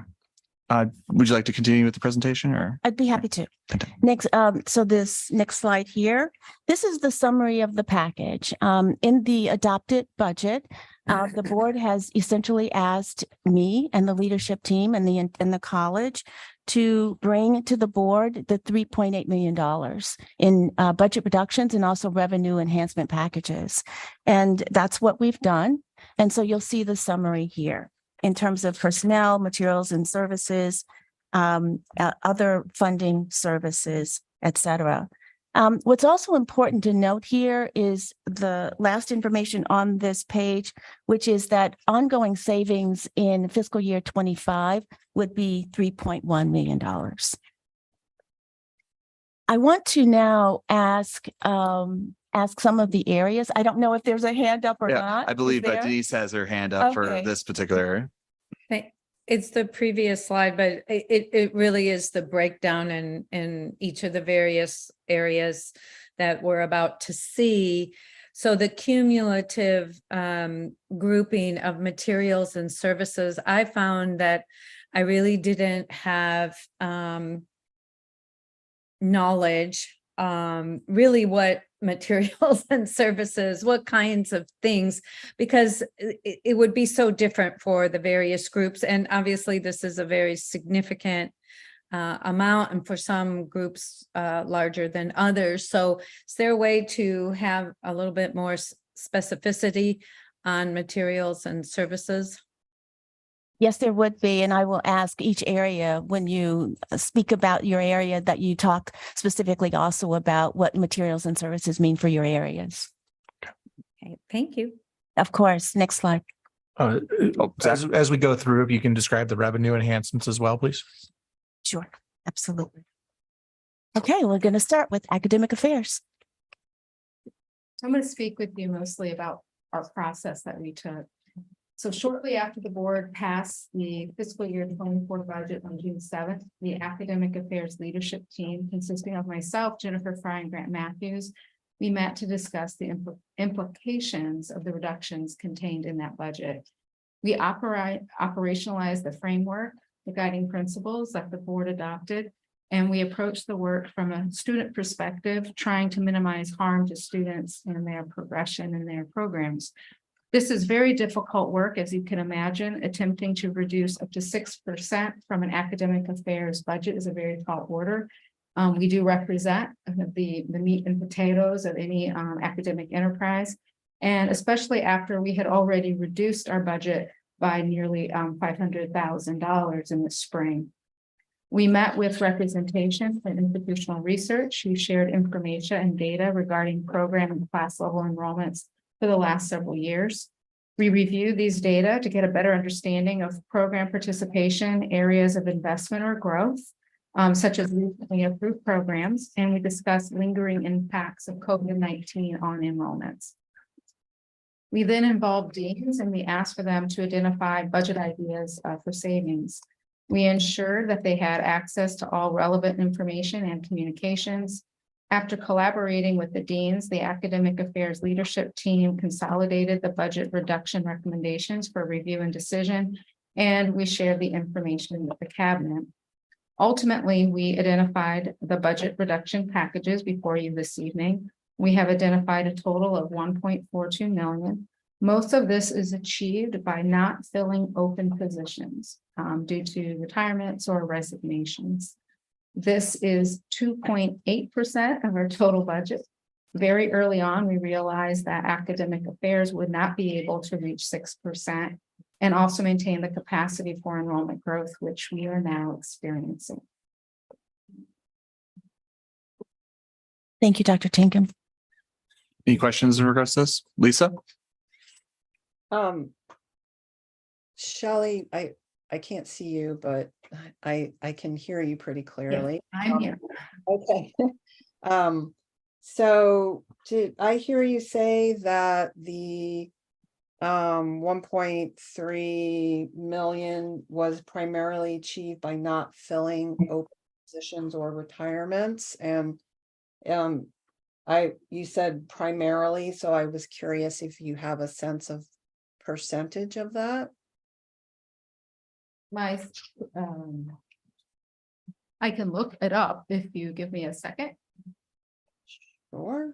But I would say, if I could answer anecdotally, I would say that's probably 90%, 90 at least. Yes. I would say about 90%.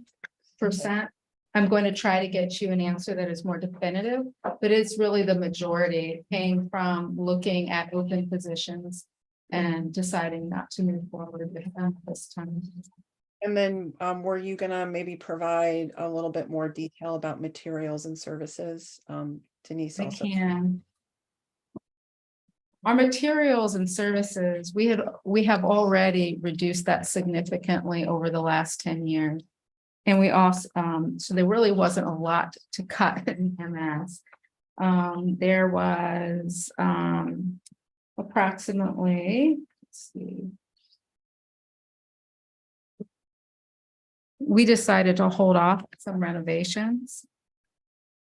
And we also have some savings in some efficiencies that we can share some expenses between departments. Was primarily how we got at that 70,000. Thank you. Zach? So I'm new on the board. Can you talk a little bit more about the $500,000 that was cut last year and what that was cut from? Yeah, so when we brought forth our budget, we were asked in the spring to, and this was when I first came in, was to increase our budget by $500,000. We did that over a course of a day. So we looked at that point in time. We also looked at open positions. We looked at M&S and other ways that we could save. So my budget, for example, in my office, I cut my budget by a certain percentage. That was an exercise that was done in the spring. We were doing that, Zach, because we were headed into the end of our budget season and headed into finalizing the proposed budget, headed into the budget committee's work in May. All right. Steve? Shelley, you said that the vast majority of these reductions come from, not filling open positions, retirements, et cetera. And I get why you would do that. That doesn't necessarily kind of match the needs of the students, for example, right? So we have whatever it is, 79% additional students and coming in. So, as an example, maybe a bunch of students are coming in to take a particular course or program, and just by bad luck, that's where some retirements are happening that we're not backfilling. So I'm just wondering if you can address that potential mismatch. So we don't feel that not moving forward is going to negatively impact enrollments. If you recall, we did move forward with strategic hiring last year. I believe it was off the top of my head, I'm going to say 9 full-time faculty members that we have added for this academic year. So we moved forward with all of those. And we were also able to expand, just quite recently because of the gift that we received from Peace Health. We were also able to grow nursing right now by 2 FTE. So we move forward with strategic investments in faculty composition. That has already occurred. None of the new faculty positions that we made a decision on last spring, none of those were impacted. So we moved forward. So we were able to, I think my predecessor made some very good decisions very early on in the fall. We continued on with that work. And new faculty have been strategically hired in areas where we have growth. Thank you. That answers the question for sure. Brief question, might not have a brief response. Was there any suggestions that you saw in either in the Dropbox or any of the emails that were any responses from staff of any recommendations for efficiencies or? I have not had the opportunity to take a look at those. Okay, at gotcha. this point in time. And just a heads up for the information technology, student affairs and finance operations, I'll be asking the same questions. So, yeah. Okay, thank you. Excellent. Next slide, please. Information technology. Our newest member, Brenton. Good evening, board members, Chair Fulnegi. The IT division took a look at our contracted licensing, our software options, and then expenditures that sometimes can be one-off, that things that just happen through the nature of technical development. And the vast majority of our recommended cuts are around what we've identified as currently unused licensing contracts that were either software options for those are retired or we're not planning on continuing with those down the road. And then you'll notice a disparity between the current year recommendations and the next year recommendations. And that's the direct result of us putting a deployment project on hold for the year. We think we can handle that hold. We'd like to spend the rest of this year exploring whether that's a viable move going forward and putting more thoughtful consideration into how we might see savings through other avenues come next year. As far as examples of M&S for us, for IT, there's professional trainings and travels and conferences and things. So stuff like that comes out of our M&S budget. If there are one-off costs for things that aren't either built into a contract or already budgeted, provided it's materials and services, those sorts of things come out of like technical hardware and things. Right. Steve, can you just address quickly why there aren't, why you chose not to have personnel reductions? Right now we have, well, per the org chart, we have a couple of open positions that I don't know that they're budgeted. I'm not sure the extent of where that sits at the moment. I know at one point there was consideration for that. But at the moment we are, as an IT division, minimally staffed. All the software that we support and all the technical hardware we support, in most cases, there's one human being doing those.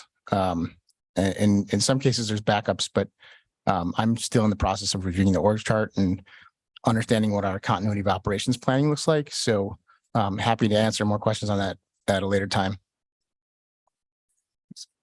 Denise? Oh, you're on mute. My doggy was at the vet earlier and she has issues. Sorry. Oh, I'm sorry, doggy. In several of the categories, when it's 2020, this fiscal year, and then 24-25, there's a big gap, a big disparity, so to say, on how much reduction is immediate and then how much is 24-25. And I'm just wondering about that. I'm wondering if an option exists to make that more even, so to say. Has that been considered? Is that I don't know what the response to something like that would be, but this occurs in really all the categories, and some gaps are much wider than others. Well, I want to understand the question, but I can certainly say, and maybe this will help clarify what we're meaning when we have 2022, 23, 24, and then 2024, 25. What we're saying is that there's a savings in 23, 24, and then the impact of those same savings carrying forward to fiscal year 25 are what is reflected in 2025, 2024, 25. If that makes sense. I think I need a little bit more explanation on that. Okay. Or example, maybe you could help me. Thank you.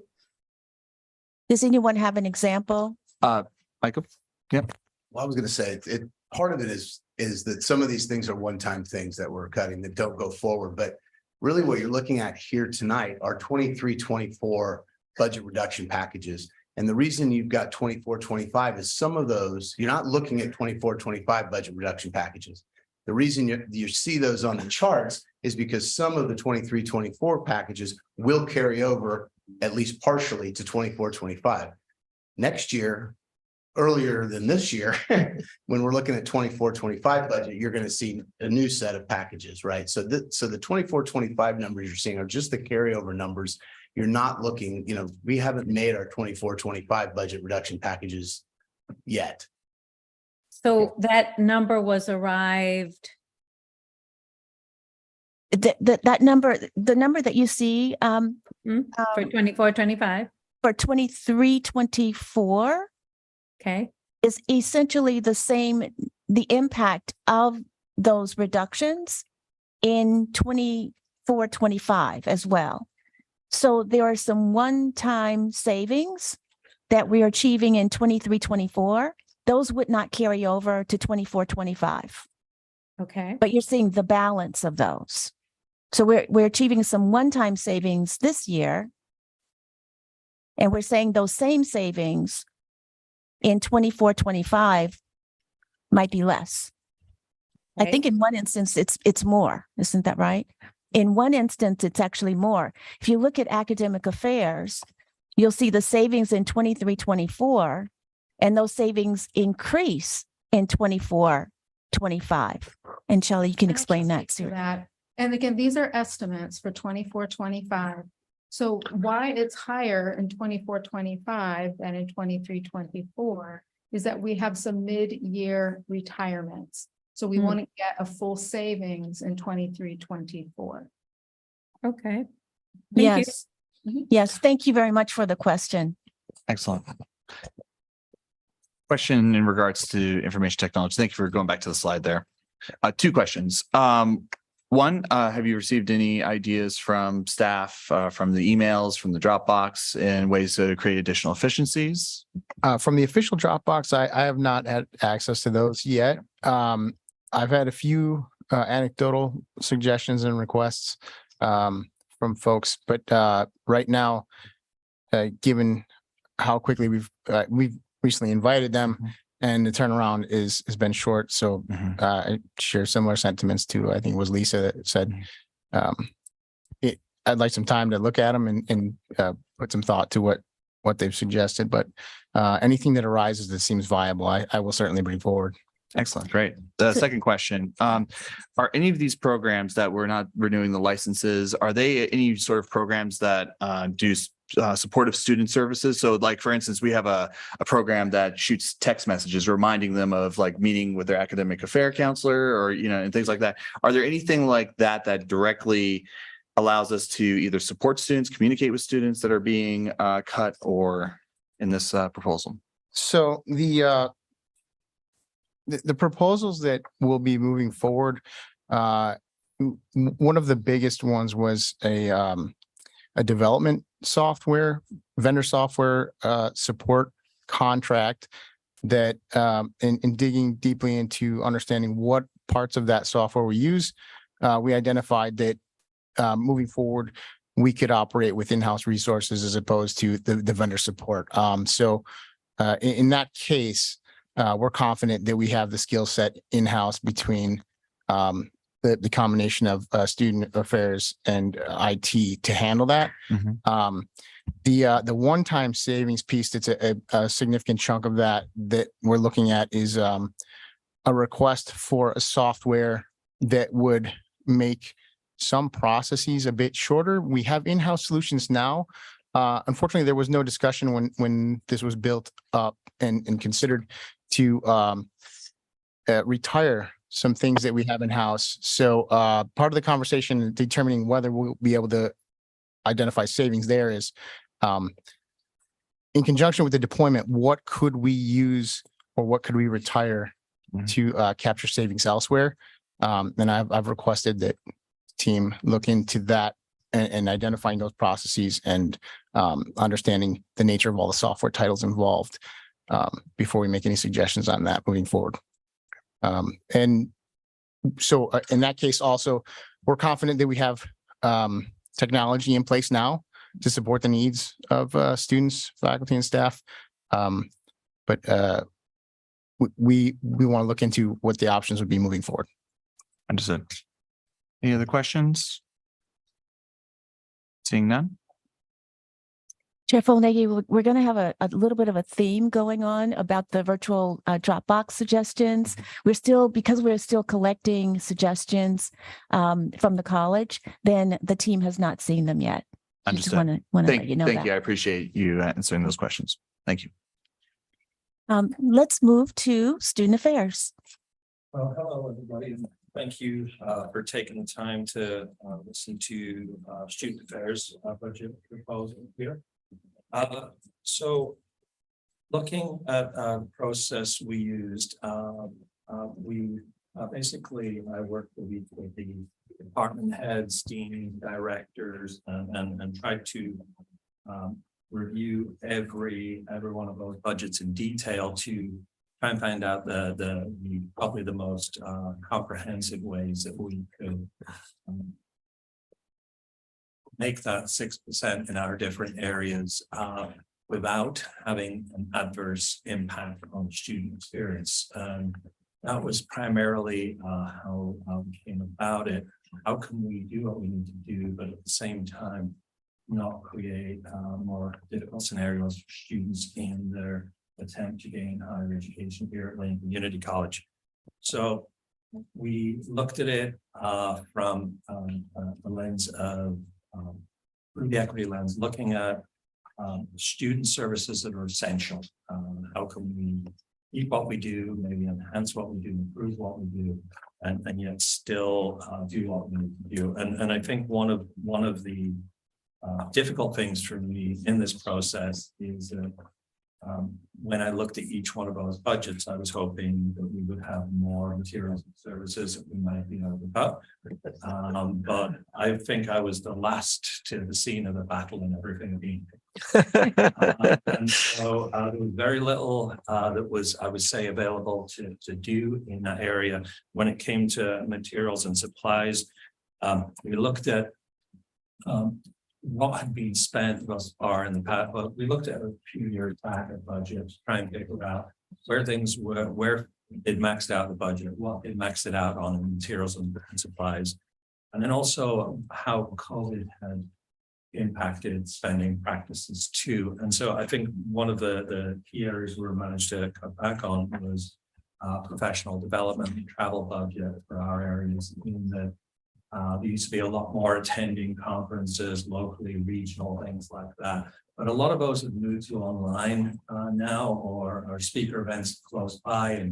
And so looking to be able to do more professional development, I would say activities without traveling to Washington, DC, and so on and so on.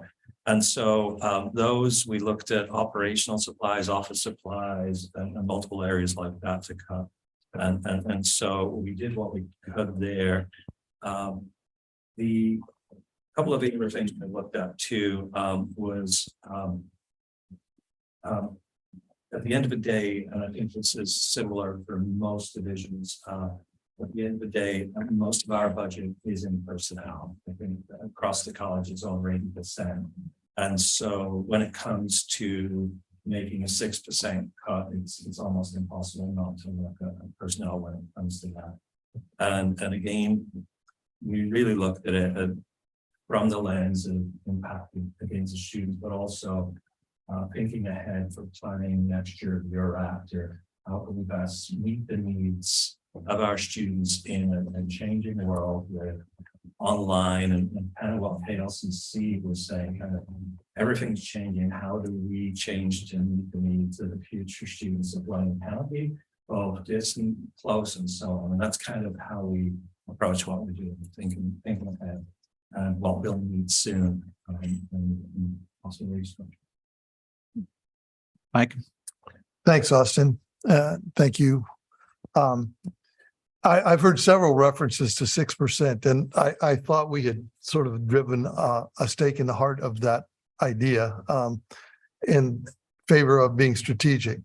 And so I'm hoping that there's some group of people that is taking an overarching look and might determine that strategically, some places may require an 8% cut, and other places may only require a 2% cut because we need to be strategic. I just wanted to make that point again. Yes, thank you for that. I really came at it that same way, and that this area is crucial in what we're doing here. When it came to M&S, things like that, did more personnel the same way. And this area over here, I thought it was a different situation. So I think it will improve that way. And again, not cutting what we were saying. Excellent. And So I- we're, Before we move on, just about this point, you may have seen an earlier presentation where the person talked about I didn't come up with 6%, could not come up with 6%. So that's where the 6% was across the board initially. This was around July, but each area went back and looked at their areas strategically to come up with what they could do based on the kind of information that they were just giving you with respect to using the equity lens, efficiencies, minimal impact to the student experience. Steve, then Lisa, and Zach, did I see your hand up? I'll wait. Maybe somebody else will ask what I was. Okay, perfect. Go ahead, Steve. This is a question really for all of the folks who are presenting. One of the things I'm looking for is some evidence or commentary from you all about the ways in which you're making strategic decisions to that, make the cuts necessary to, meet the budget reductions that we asked you for, and simultaneously, anticipate and support rising numbers of students, because that's the way we get out of this longer term and get back to healthier budgets. And so I'm hoping to hear some commentary from you all about those decisions. And we did hear them from Shelley. Thank you, Shelley, but I'd like to hear a little bit from the others. Did you want to respond to that, or?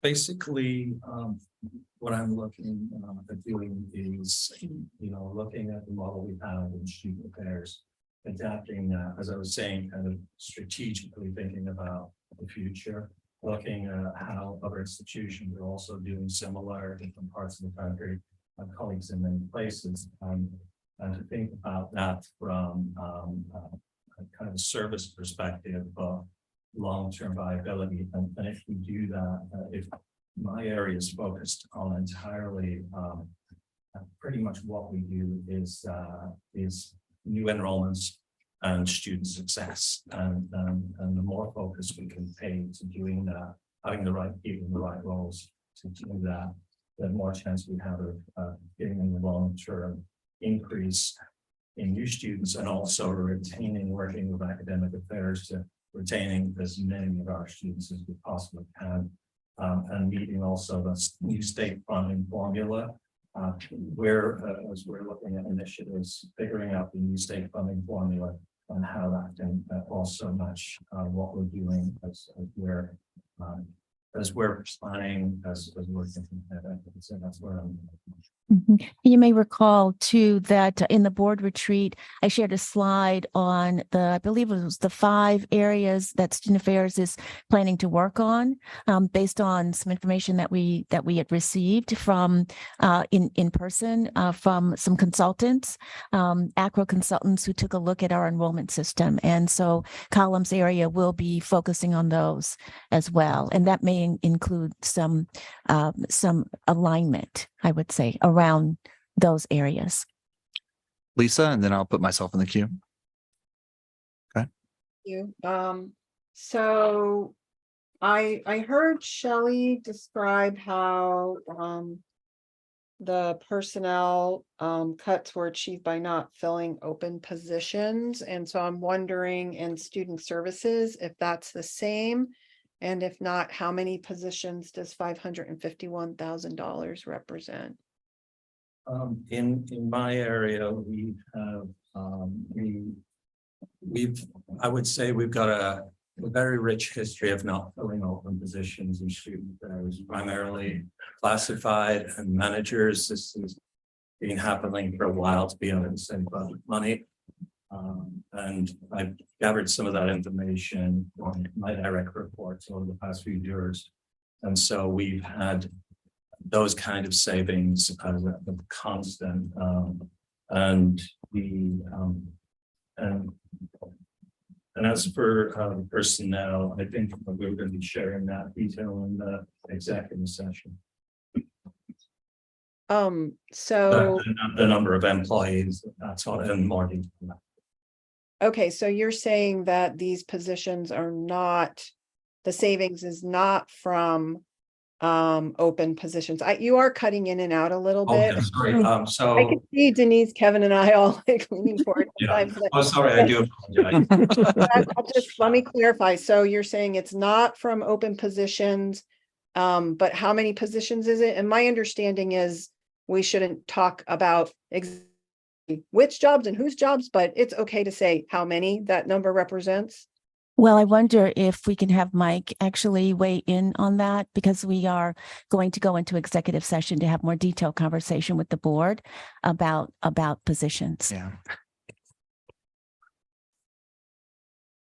So yes, we could talk about how many positions here. There are contractual obligations that the college has with the classified and faculty union that mostly with the faculty union that require us to provide notice on a certain schedule. And so we don't want to release that information to the public before we start those conversations, which we're contractually required to do. But saying the amount of people, and I'm not saying that columns are faculty or classified, I don't know. So, but saying how many, I don't think that would violate the contract, either one.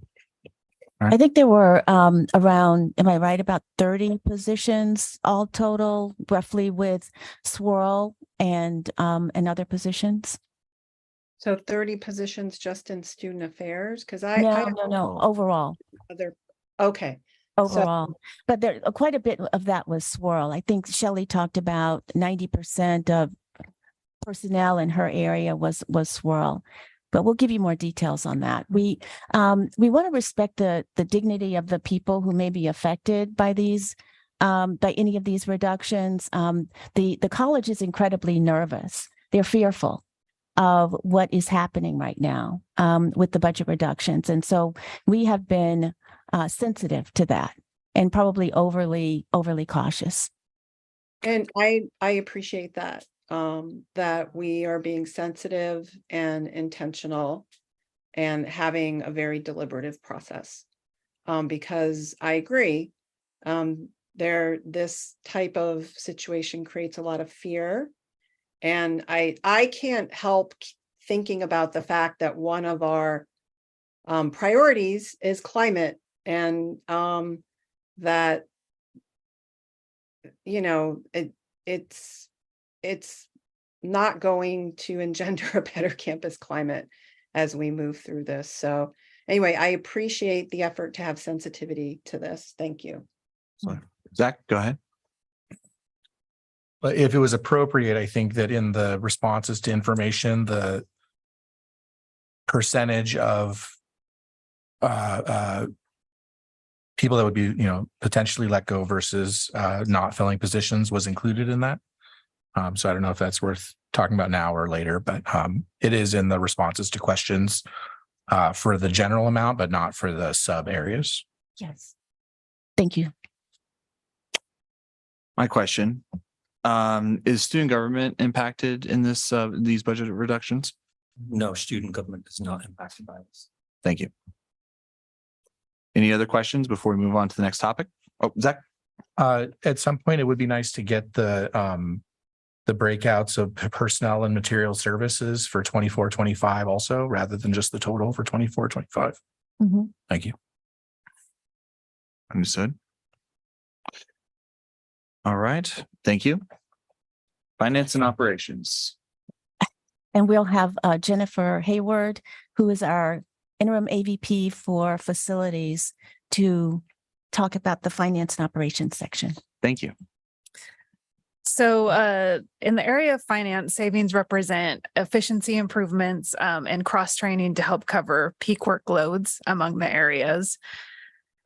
Facilities, which is my area, I had all staff meetings with all facility staff in order to generate reduction suggestions, and I selected the proposals based on the prioritizing criteria that was presented to you earlier, including impact on students and equity considerations. And the facilities savings include some efficiencies, some transferring expenses to more appropriate non-Fund One funding sources, and reducing some budgets based on prior year's expenditures. We didn't spend all of our budgets the prior year, for example, so I said we can reduce this budget. And then there are also some strategic reductions in facilities maintenance proposed. Swirl accounts for about $60,000 within the proposed cuts that you see. And to explain the reason for the difference in the 23-24 and the 24-25, in this area, in facilities, I can say that some of it is because I just asked, I just told Sue, you know, I believe we can handle these cuts X, Y, and Z for this year, fiscal year 24-25. I want a little time to think about whether we can handle it in 24-25. So that's part of the reason. She also, she gave me some notes here to also say, so she also noted that some of it was one-time funding just for this year, but some of it is just probably because me and the other managers, Marlene, just needed to think about whether they could carry forward into the future year, but they may.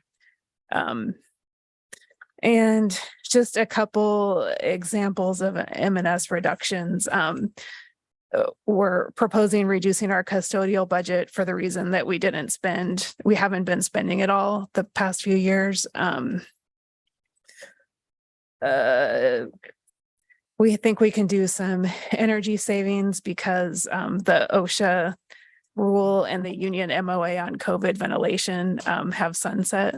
So that'll help us with some energy savings.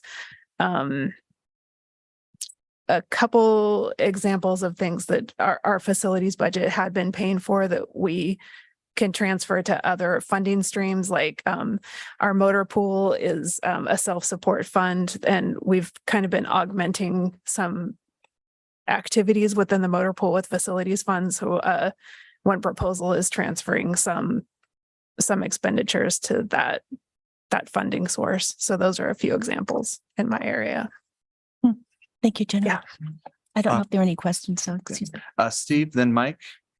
Jennifer, can you tell us what kind of impact, particularly the 23-24 proposed cuts have on our deferred maintenance backlog?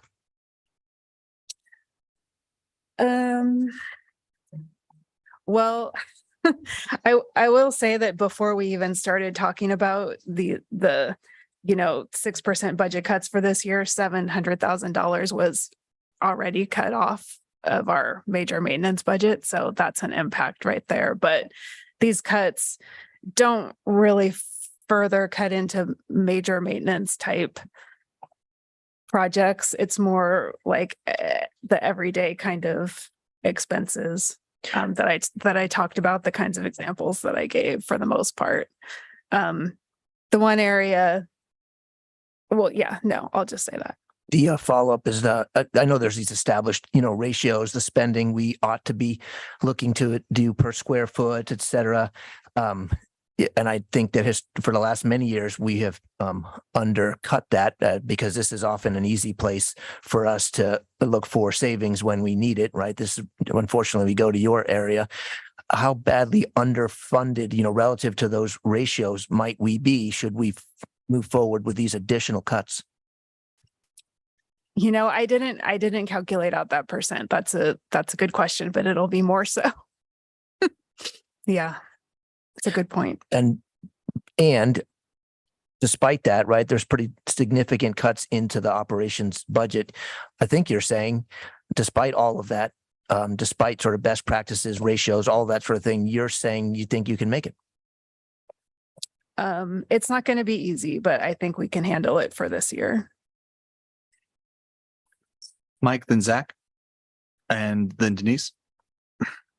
So I'm familiar with organizations that build new buildings, add square footage, and they can pretty well cut back on maintenance because it's new, but they don't budget custodial. And I'm wondering how we're doing with our new square footage, if Yeah. we're able to cover that. Yeah, that's one of the reasons why I didn't commit to ongoing savings in 24, 25, because one of our new health professions building is opening in that year, and that's another 32,000 square feet.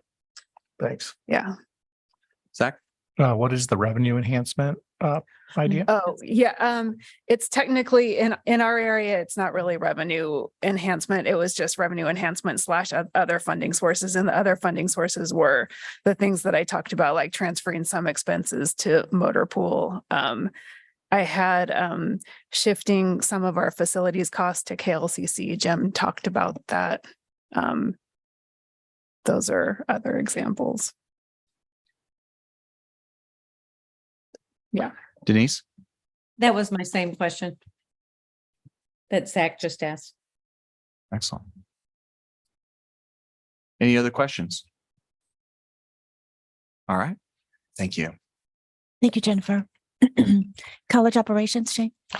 Yeah, thank you. So let me just speak about HR specifically, and then we'll speak to the other areas that are listed on the slide. So like Jennifer, I went to my staff and told them what we were dealing with in terms of we need to come up with ways to cut our budget. We have a budget in HR of about 2.1 million, and 1.9 of that is people. So we got suggestions. Some of our M&S reductions, we reduced about $35,000 in M&S, and some of those reductions were restructuring our software contract for our applicant tracking system. We don't have travel budget or anything like that. We restructured that. We're going to delay renewal of one of our other software packages for 360 review for our managers. We've got a software package that renews in June, and I'm just going to hold on to that until July, so it hits the next fiscal year. We'll also then have a microfiching project that will sunset and will give us the funding to be able to pick that back up again next year. Not able to come up with $128,000 without cutting a position in my area.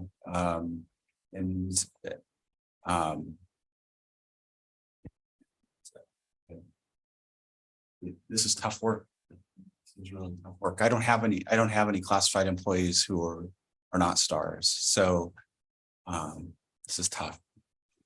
The other areas that were represented on this slide, marketing and public relations cut some of their M&S, and so that's marketing budget. Legal cut some of their M&S, and that's outside legal services. Access, equity, and inclusion, we're going to hold that position open after a retirement, so we'll have some swirl and try to do some different programmatic things to continue to advance that mission. And yet meet the savings goals that we have here. The revenue enhancement or other funding sources, I think what that is some revenue capture from SB 551, HB 2611, that is new state funding for part-time faculty health insurance. We've reached an agreement with VA to allow us to capture some excess funding that's sitting there and not it's beyond what we've already agreed to do as a part of our other MOA. So that's one-time funding that will help us this year. And that's That's college operation. Just to clarify, that's the 235,000 you're talking about, right? Thank you. Thank you for that clarification. Denise? Yeah, I'm just wondering if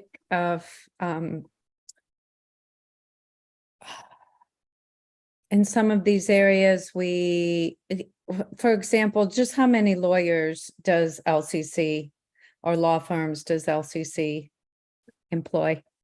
I'll let Michael Blade answer that. I fired everybody that works in my division.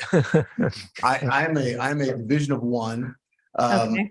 And so, and my budget is 150,000. That is basically, we've looked back, I think 4 or 5 years and kind of took a rough average. Some years it's been really low, some years it's been really high. It usually depends on arbitrations that we have with our unions generally. There's been a couple other large expenses that we've had with outside law firms in past years.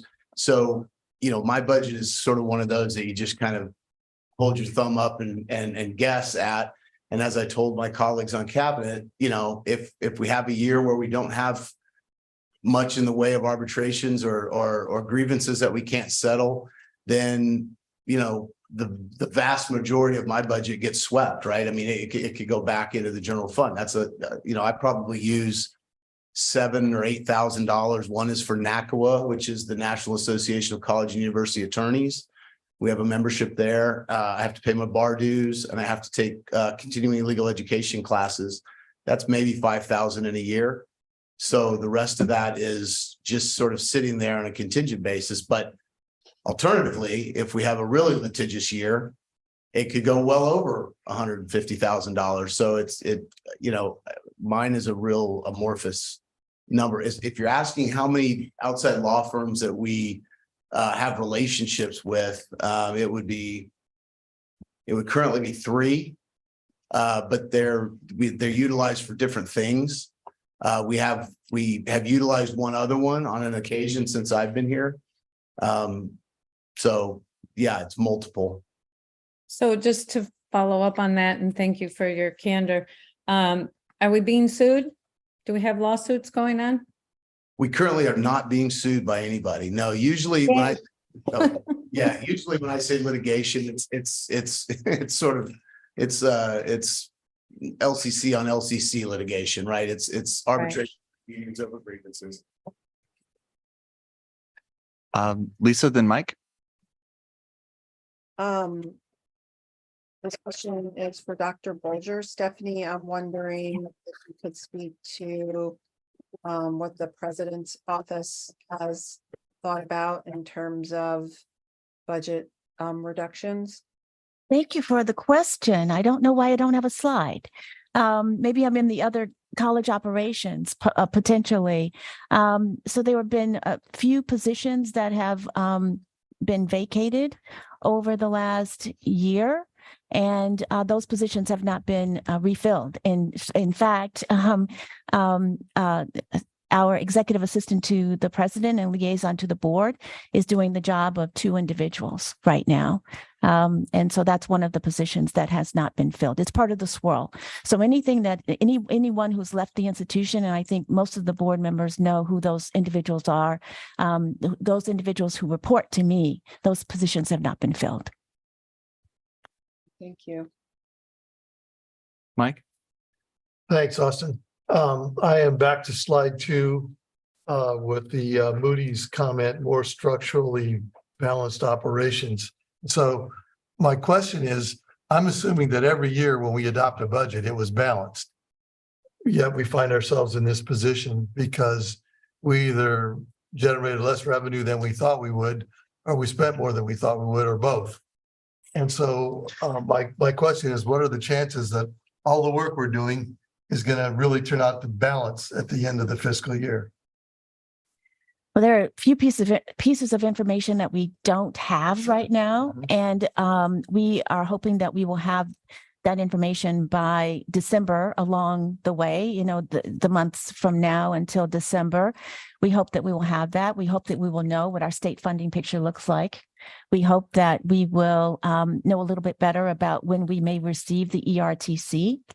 the application has been filed, but there was an article recently in the New York Times saying that there was a pause on processing those applications, even though our consultant says we will probably have that processing done within 6 or 8 months or so. So we know that. And so because of all of those things and the unknowns, and I have an interim vice president of finance and operations who will only share what she knows very, very clearly with the board, then it's a very difficult kind of decision. But if the board, if we are not able to do what the board asks of us at this point, then this problem doesn't go away for Lane. There's a problem, a structural issue that has been a long time in coming. And so we need to address it this year and probably need to address it next year. Steve?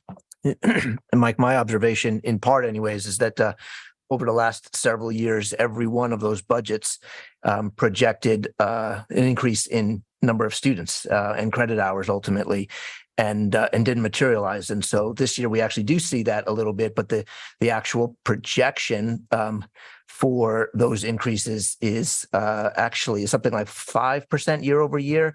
And for once, we're actually tracking a little bit higher. So we might actually have a little padding to backfill things that we discover, that we need to deal with over the year. Mike? Well, I would just, part of the reason I asked the question is that during my career, I was responsible for multi-million-dollar budgets. And I'm well aware of the number of unpredictable variables that can impact a budget during the course of a budget year, which tells me we need to build in some cushion to absorb some of that because of the structural issue that you talked about. Lisa?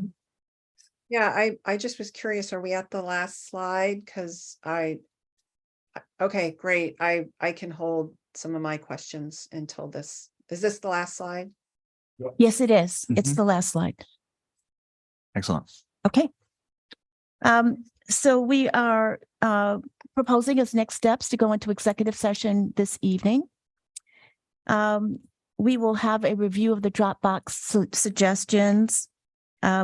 Because we are proposing an additional board meeting after executive session, and we're proposing that for September 27th, then that's when the Dropbox suggestions could be approved or reviewed as well. And implementation, we understand that our responsibility is to implement the budget reductions per the board's direction, essentially. And so that's our part of this work. And that involves a process that I think was articulated a little bit to you with respect to our collective bargaining agreements. And so we want to honor that process. I don't know if there were any questions about the next steps. I have one. Denise? Yep.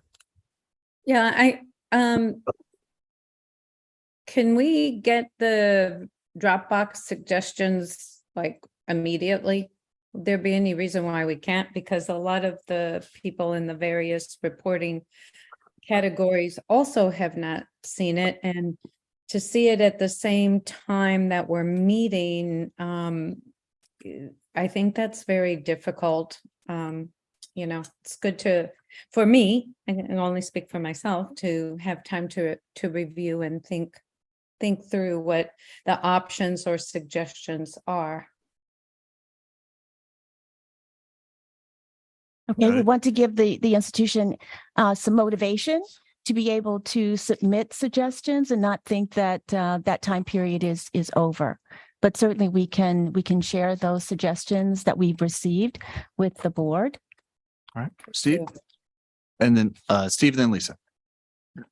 I'll just piggyback on what Denise said. I don't personally feel a need to review the suggestions. I don't think that's my role, but I do want to encourage you all to review them on a rolling basis as opposed to waiting until the end, right? There will be people in the out there in the college who feel that, hey, if you wait until next Wednesday to open up that box and then just later that very same day, you present packages to us, the likelihood that those suggestions were seriously reviewed is going to be minimalized. I don't think we have a role, honestly, as a board to do that. Others may disagree, but I don't see a reason, or I'd like to hear if there is a reason why you aren't reviewing them on a rolling basis.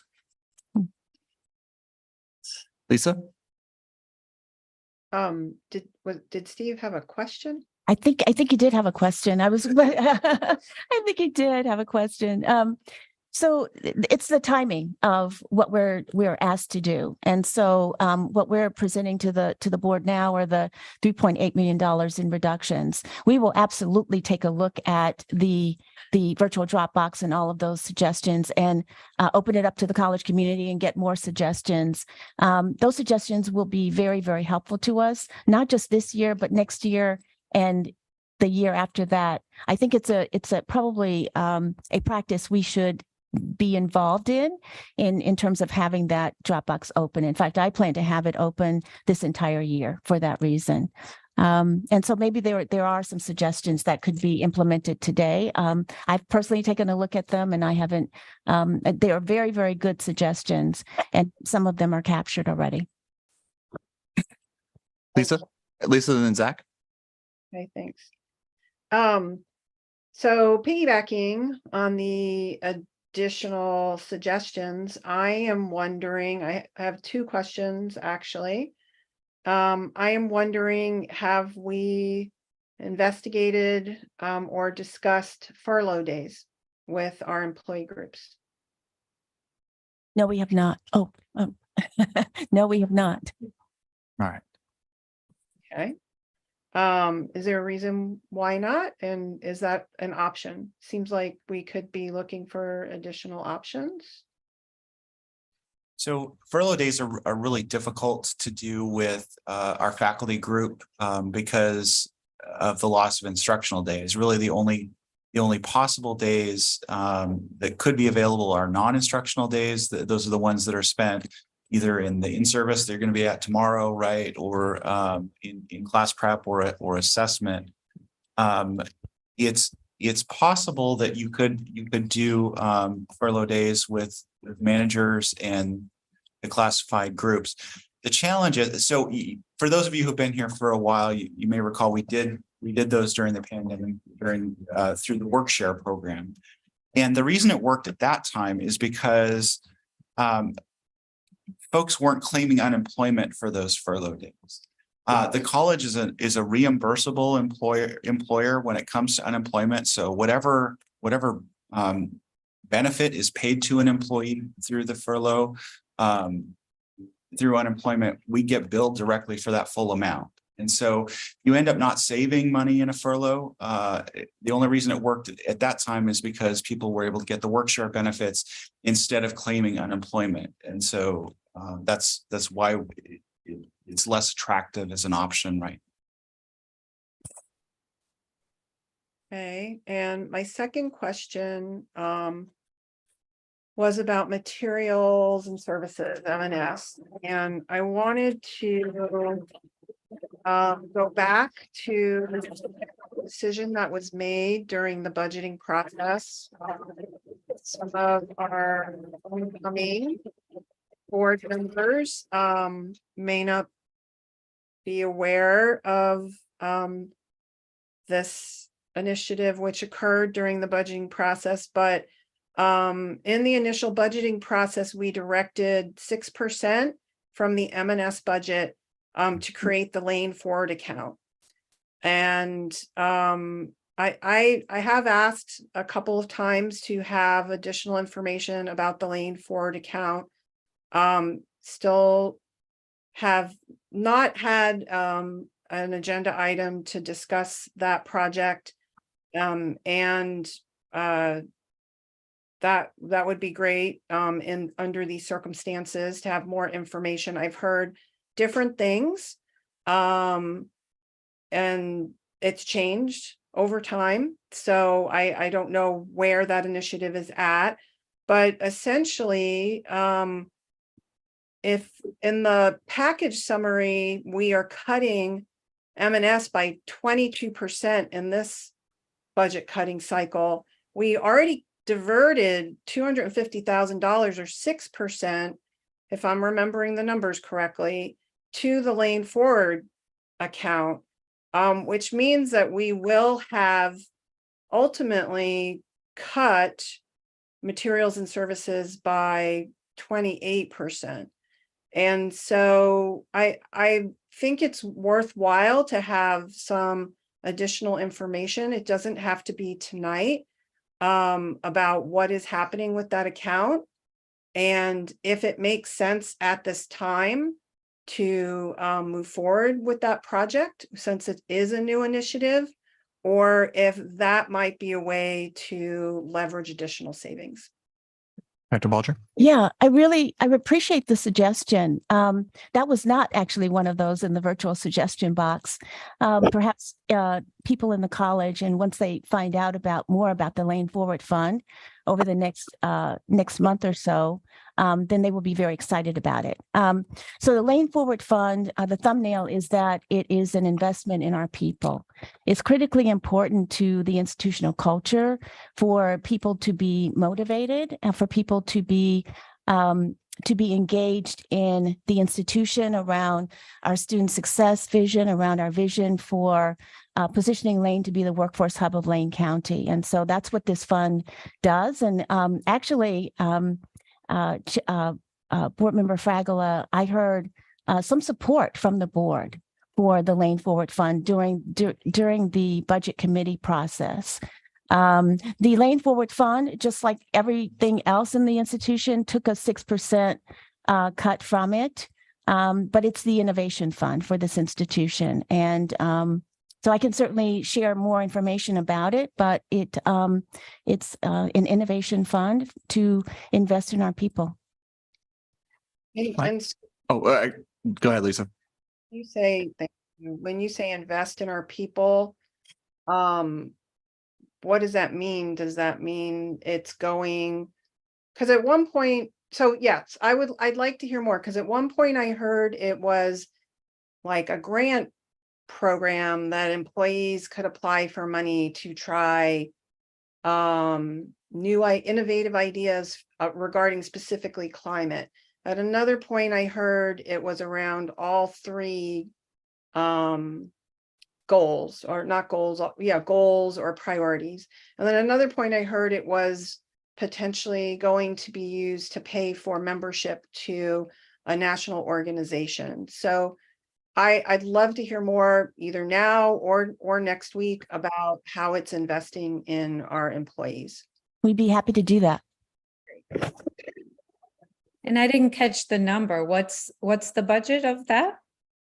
I believe that it is, I think that the finance area would know best because it was reduced by about 6%. It may be around $240,000 now. Thank you. Mike? So it seems like at almost every board meeting, we get a dazzling presentation from some faculty members who have put their heads together and come up with some creative entrepreneurial idea that's going to, in fact, not cost more money, like tonight, repackaging. It's going to do a lot of good. And so I'd like to be able to continue to incentivize that kind of thinking.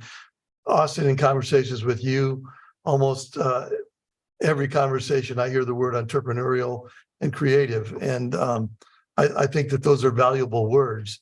And then the last word that occurs to me is that we've said the word multiple times tonight, strategic. And so to me, the Lane Forward Fund kind of hits all of those, checks all those boxes. All right. Zach?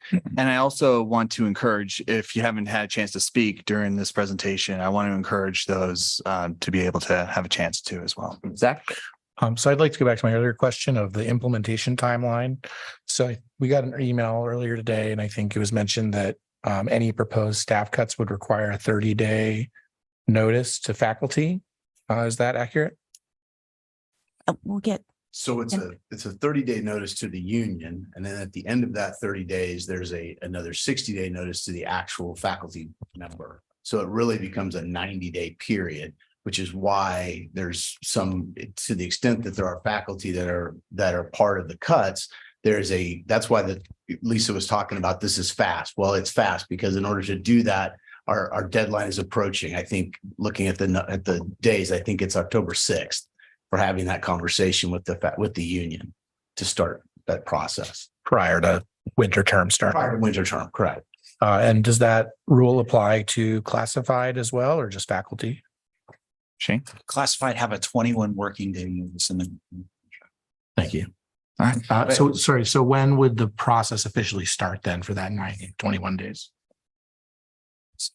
When we have what is, so it's section 10.2 of their contracts, we call it the 10.2 meeting. So when that 10.2 meeting occurs is when the first 30 days starts running at that time, when the 10.2 meeting starts. 10 to October 2nd meeting. No, sorry. It's section 10.2 of the contract. So we call it the 10.2 meeting. It's not the date. The date has to happen if we wanted to, it would have to happen 90 days prior to the beginning of winter term if we wanted to effectuate that change by the start of winter term. All right. So for practical purposes, that process would start after next week's meeting or? I don't believe that would be the plan. It would be before. Before next week's meeting, you would start those conversations and make it officially begun. Correct. And then if we make decisions next week that adjust the amounts that we'll discuss tonight, that we'll just put forward. You can always back out, but you have to start, right? You could always down the road in December say, oh, we aren't going to do this. So, but we have to have the meeting if we want it to be effectuated. So you could reduce the number of people that are. Sure. But you couldn't so increase. You said you were gonna retrench five full-time faculty members, let's say, and you decided, oh, we only need 2. Yeah, you could reduce that number during the 90 days. Yeah. So that process will start sometime after tonight, before next week. And then we will discuss options next week to adjust that prior to full implementation. Mike, if you can talk about the board's role in this process, and you actually included that in the responses to information requests. Yeah, so really, I want to be very, very clear with my language here. What your role is and what you'll be asked to do is to not approve the retrenchments of faculty. What you're doing is telling us that you want us to begin the process. You're saying it's okay to begin the process because the beginning of the process is not a board decision. It's us having this section 10.2 meeting with the faculty union.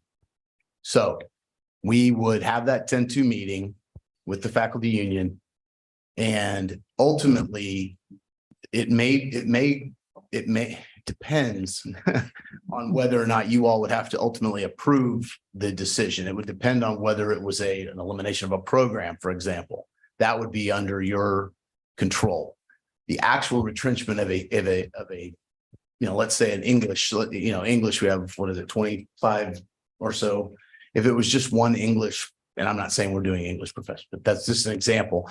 If it was one English faculty member, that would not be a board decision to approve that retrenchment. Does that make sense? Because that is not a substantive change to a program. That is, you don't approve retrenchments of individual employees. Mm-hmm. That is an administrative duty. But what we just went over is going to get discussed this evening during executive session, and whatever gets approved out of that is going to start moving forward effectively. No, not at all. No, in executive, do you want to? Yeah, in executive session, you can't approve anything. We're informing you in executive session that you're just going to get information. The reason for the interim meeting on the 27th was for you all to approve, yes, go forward, begin the process. Again, not approving any specific retrenchments. You're just telling us, yes, we agree, go forward and begin the process. All right. So we got Lisa, Steve, and Denise. Not me. Not you? Okay. So Lisa, then Denise. Okay, thank you. So, I I just want to say that, again, I feel uncomfortable with how fast this process is moving. I'm hearing that our VPs and cabinet members have not yet even looked at recommendations from the employees. I feel like there's a lot of additional information that I would need to be able to make a decision intentionally and thoughtfully in a week. And I also feel uncomfortable with triggering a contractual process prior to the board making a decision, regardless of how you want to frame what that decision is. It's clear that we had quite a long conversation at the last meeting, and the intention of the president is for us to make a decision at some meeting. So again, I'm expressing my discomfort with how quickly this is moving. I would appreciate, Mike, if you could clarify the required 30-day period of good faith discussions with LCCEA around potential alternatives that could occur rather than cutting positions.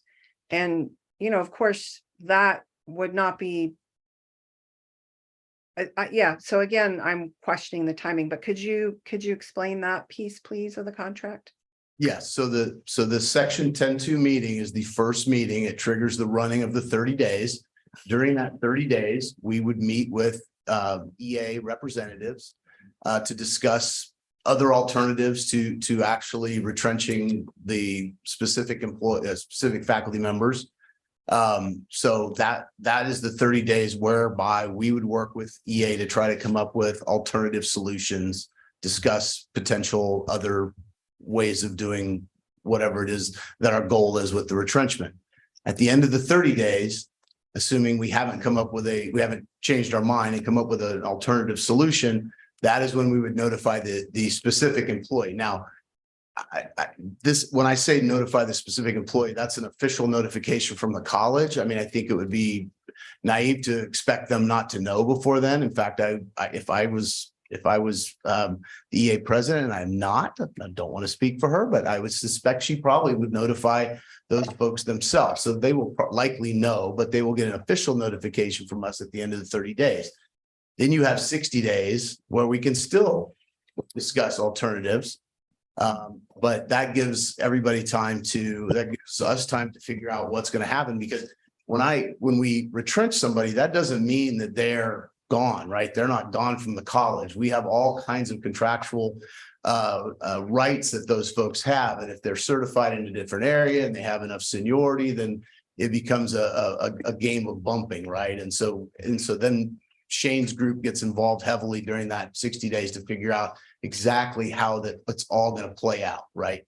And then at the end of the 60 days, which is really 90, because you got the first 30, then the 60, right? So at the end of that 90-day period is when those changes can take effect. And again, in order for them to take effect to begin winter term of 2024, that 10.2 meeting, which starts the first 30 days, would have to take place, I believe, October 6th at the latest. And it may be October 5th. I'd have to look at the calendar one more time, but I think it's October 6th. Which is why I think Dr. Bolger was interested in an interim meeting or interim board meeting. If I could just also, thank you so much, Mike. Also say I can appreciate how difficult this is for the board and how rushed this feels, because it feels rushed to us as well. But I would say that this is what the adopted budget has asked us to do.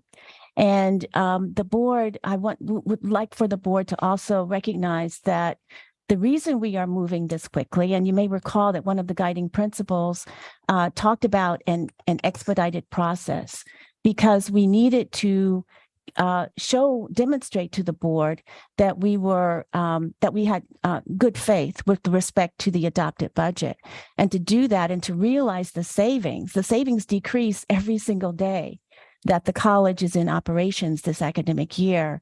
And so to realize the savings that we needed to realize, the $3.8 million, we needed to move very quickly. And so we appreciate what the board did in accepting the guided principles that we used. And we recognize that this is a very rushed process, but that's the reason why. Denise, or Lisa, did you have any final questions before I go to Denise? I did, but it's totally different. Go to Denise and I'll think about if I'm gonna ask it. All right, Denise, then Steve. I'm concerned about having presentation of options. I'm concerned about just having been presented one package and this is it. So it seems to me that the consideration of input campus-wide, as this is a very much affects all areas of the community of our campus, that it's important to have done some thinking, consideration. I appreciate that all the presentations and the various areas have shared what some of the processes were that were considered. But having one presentation package option to me is in a fast kind of way for fast consideration. I'm not saying that the package was done fast, but for fast consideration just seems a bit too limiting. And I am concerned about that. I can appreciate the concern, Board Member Diamond. I can really appreciate the concern. What the adopted budget and the board has asked us to do is to bring forward and implement $3.8 million of reductions. Right. And I would like to, I understand that. And I think there's more than one packaging option to get there. And that's the point I'm trying to make. Steve, Mike, and then I'll put myself in the queue. I changed my mind. I don't have anything to say right now. Mike, go ahead. Yes. I can only imagine what it's like for the people who are putting this package together. I believe our CFO is not working full time. Am I correct in that? No, she's not. She gives us as much time as she can, which is more than half time. We have a CFO who is not a full-time person and who is in an interim position at that. Is she fully staffed at her level? There are some challenges and gaps in that area. So I'm just not sure that we have the capacity to have the staffing level to do more scenarios. I don't know how that could happen. And I believe that Dr. Bolger is correct, that the board has said this is what you are to do, administration. And I think our CFO told us, if I remember right, that had we started implementing reductions and savings at the time we adopted the budget, we would have by now saved $400,000. And Dr. Bolger has told us that every day we don't do this it's going to make it harder to find the savings. Lisa, you can go ahead. Yeah, my additional question was about the Community College Support Fund. When are we going to have additional information about that? Is there, I thought Sue had said there was potential that we would have additional funding because our enrollment is up and other community colleges enrollment is down. When are we going to know about that? Because I think that could have an impact on what we're looking at. It's not by next week. When are we going to have that information? So I'm glad that you raised that again. And what Sue shared with the board is that she anticipated, and we anticipated, that the new funding distribution model would take place in the second year of the biennium. But actually what happened with the state funding is that the money was taken off the top. It was about $12.5 million is what I think it was. And so instead of $2 million is what I recall, then it's about $600,000, if I'm recalling correctly, that she shared with the board at the last meeting. And I can certainly make sure that that information is shared with you again. So the CCSF, the new funding distribution model, does not take place for all of the community colleges until FY25. There are two mechanisms in there that are really more performance-based. One is about student success metrics, and there's also something called student support metrics. And so that won't take effect until FY25. But it won't yield as much as we think it's going to yield. And in fact, because of those metrics, then we'll need to prepare for maximizing our opportunity for those, to receive funds for those metrics. I guess I thought I heard that the HEC will give new figures in the next month or so. They will give us new figures, is what I understand. But when our interim vice president of finance and operations is back, then she can sort of clarify that. Yes, the firmer figures on our funding this year will be within the month, is what I understand from her. So maybe early October, mid-October? I'm not close enough to that work to know. Okay, so, but certainly after next week. Yes. Okay, thank you.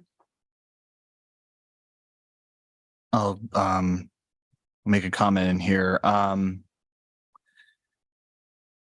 So when we were talking about this during the budgetary process, we were assuming a certain percentile of enrollment increases. We were assuming a certain amount for state funding and so forth, and we are exceeding those. We are, we'll get better numbers, of course, in October in regards to enrollments. And I actually am really positive about what we'll see from the HEC. Overall, and I'm even trying to think of this from an outside perspective, what people in our community might be looking at it. And I'm not sure if our community can really say that. And we mentioned 30 positions of when these things are happening, is there a cut of 30 positions? Things like Swirl, things like retirements and so forth. That creates additional efficiency. And I'm really looking forward to hearing what staff has to say about ways that we can develop efficiencies. Additionally, I do not want my fellow board members to feel like they're being cornered into a decision, into a singular decision. I want to give you as many options as you to look at these things. I appreciate the examples of looking at licenses and contracts that we have that we might not need anymore. Those options I think should still be considered on the table before these 30 positions. I think that there's other options here that we can look into. Yeah, so there's parts of me that I want to also echo the rushness of how this is being rushed and how it's, again, I just want to emphasize the point that I think that there's more options here, and I would love to hear from the frontline workers of what those potential options are. Lastly, when we hired a consultant, Steve, you and I served in the committee that kind of reviewed the results from that consultant. They said that we need to grow out of this issue, not cut. We need to increase enrollments. We're doing that. We need to get support systems in place so that we can support that increased enrollment. And I think that that's there. And I think that we're hindering ourselves with cutting positions. Those are just my main concerns. And I really want to give our board more options as opposed to a singular package. So I'll stop there. Lisa? And if we're coming to the end of this topic, I before we go into executive session or in between this meeting and executive session, I'd love to have a break. Understood. Thank you. Yes. Any other, Mike? Well, I'm assuming that we want to either decide we are or not going to meet in a special session before we go into executive session. Is that I agree. Yeah. okay? Mhm. Does anyone want to comment in regards to wanting to meet next week? Zach? Yes. I'm available and I'm willing and yeah, I think it's a good idea. Do we need a motion? Well, I guess we can't do that. Well, yeah, we can't do that during Sorry, exec. yep. Yeah, yep. Nope. All is good. I'm just, I think Mike was only asking you just to kind of get a feeler. Yeah. My head nod is I think we should meet next week.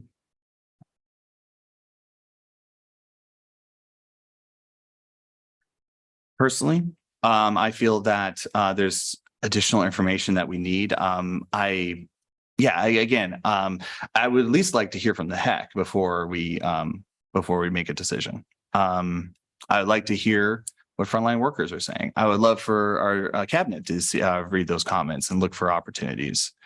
Yeah.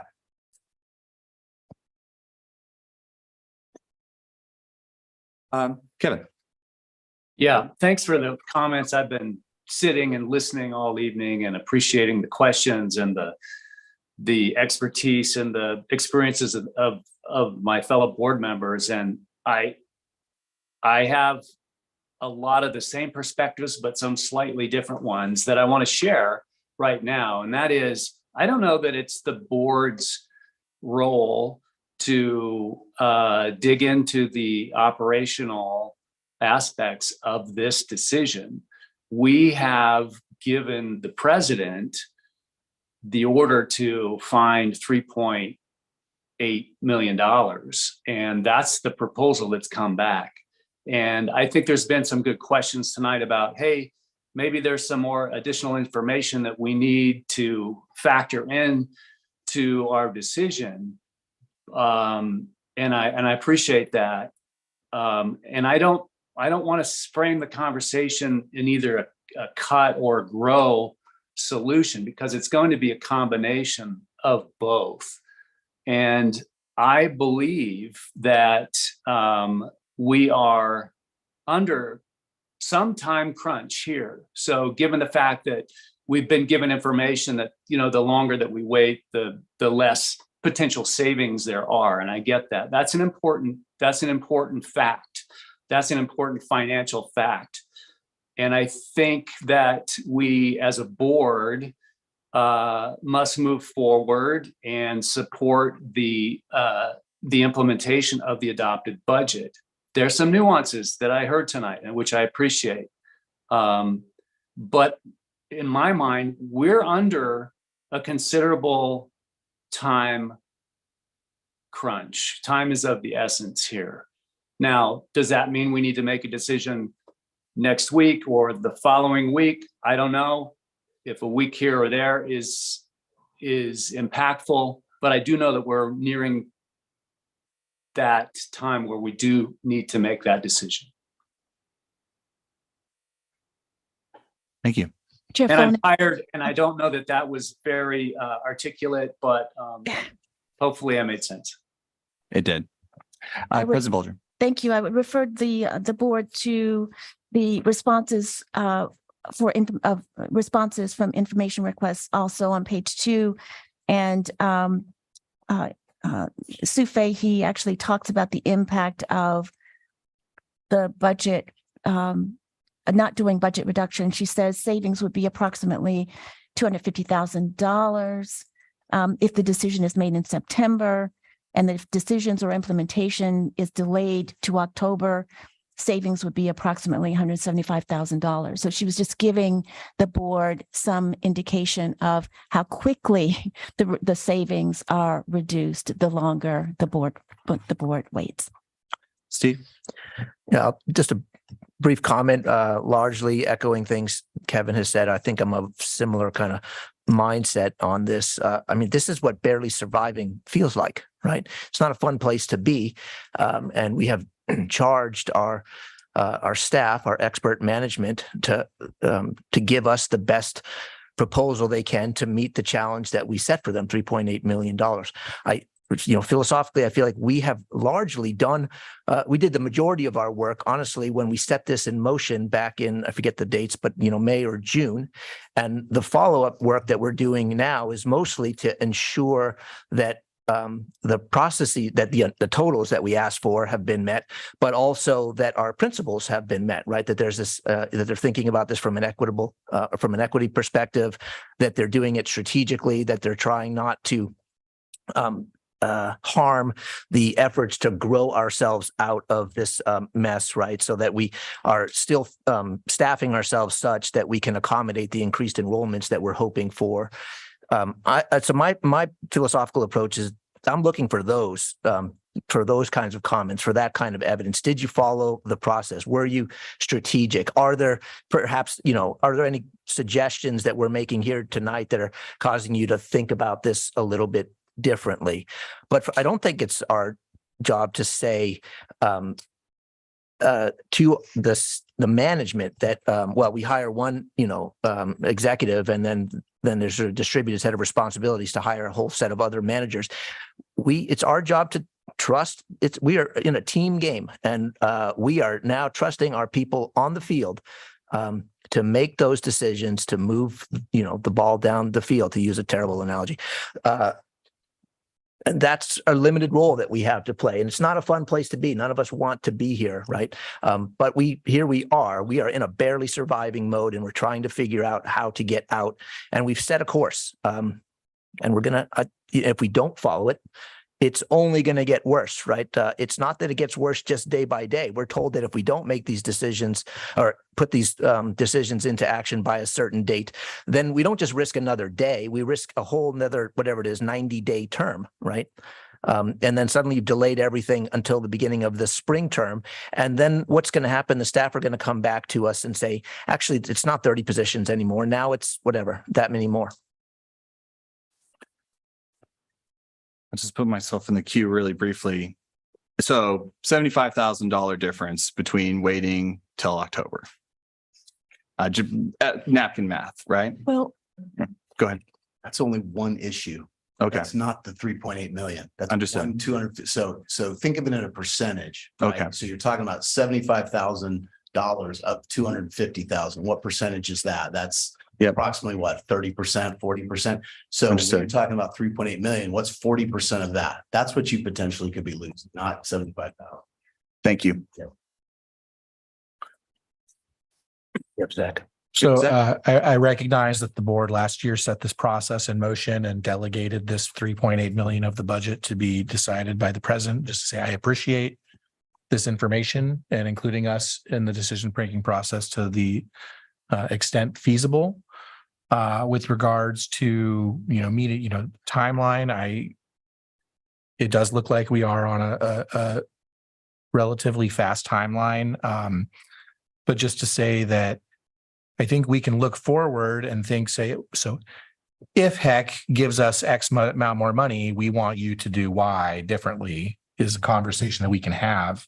We don't necessarily have to wait until we know what the exact number from HEC is to give that sort of direction to our managers to maybe change what this package looks like based upon additional information that we expect to be coming down the line soon.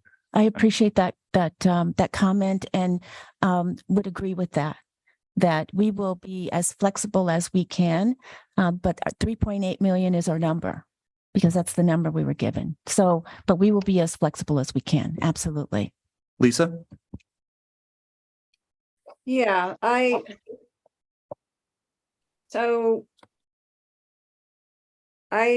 want to address some of the comments that I have been hearing about the board directed, the board decided. I think Zach said it really well in the last meeting. There are two significant things that we do as a board.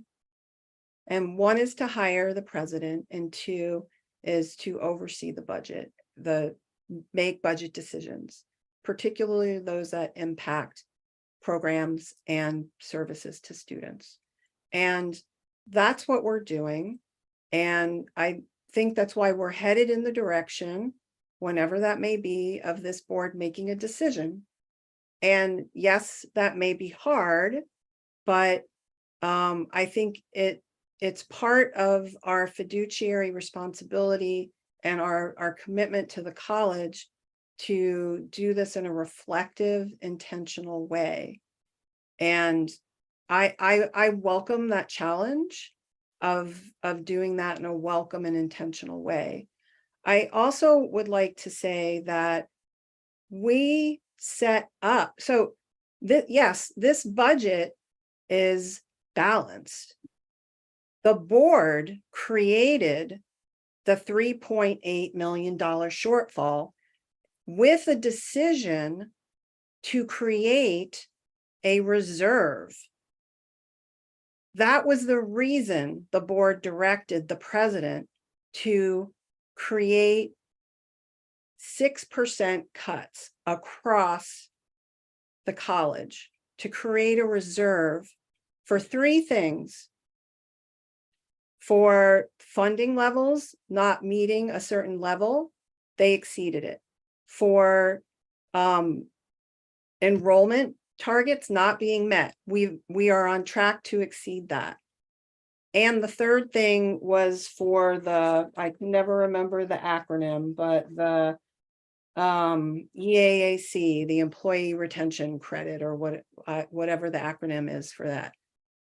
That money is going to come. We don't know when, but that it sounds like that money is going to come. So the board basically made a decision to create a reserve, a budget revenue shortfall reserve.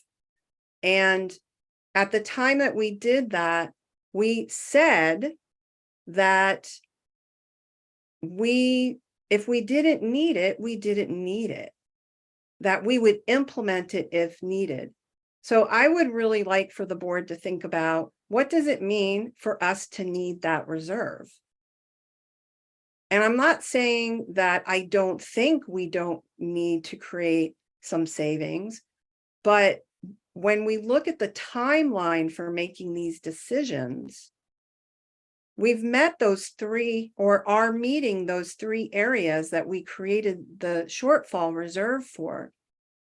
So yes, I know we need to address some long-term issues as well, but when we start to move forward with a sense of urgency about something that actually the board created, which the board can uncreate if we so choose, I'll put that out there, it makes me uncomfortable. And I would really like to encourage us to remember our governance role, and to do so with intention and with our own responsibility to the institution. And the institution is not just the bricks and mortar. The institution are the people that work here and serve our students. Dr. Balch. Thank you very much. Really, really appreciate that as well. I wanted to share some caution that Sue Fahey has shared with me, and she wanted me to share that with the board. And this seems like a really appropriate time for that. She wants to caution the board about making decisions about the enrollment increases that we've received, that we've experienced recently since winter term of this year. She wants to caution the board about making decisions about using those funds because they're not a trend yet. And so she wants to caution the board on that, and ask the board to allow the institution to align itself, to do the kinds of work that it needs to do, that Dr. Joyce and Dr. Tinkham were really talking about, so that we can continue to realize the enrollment growth that you've been seeing. We certainly intend to do that, but we don't have a trend yet. And so she wanted to caution the board about making decisions based on that. The second is using one-time funds for ongoing expenses. And so she wants to caution the board about that as well, and that ERTC, when we do receive it, and you might recall that it's less than what we actually put into the budget, but those would be one-time funds. And she wants to caution the board on the use of any, or counting on any one-time funds. And the last thing I'll mention is that the Moody's rating was partly due to the downgrade, was partly due to the drawing down of reserves. And so she wants to caution the board on continuing to draw down reserves. Steve and then Zach. Yeah, first of all, just thanks to Lisa for the reminder about, what the path that we started on and the reasons why. I have a slightly different understanding of the things you said. I believe are accurate, right? They were a big part of what we're trying to do is to, build back a reserve that we've, depleted over the years. It's something that we have to do. And I think the gist of what you're saying is, well, if that was the only thing we are trying to do, we could, that's an arbitrary number. Maybe we don't need to build it back to the tune of $3.8 million this year. Perhaps there's some lesser amount of money that we could accept, or that's how I'm understanding the gist of your comments. But my understanding is also that we are anticipating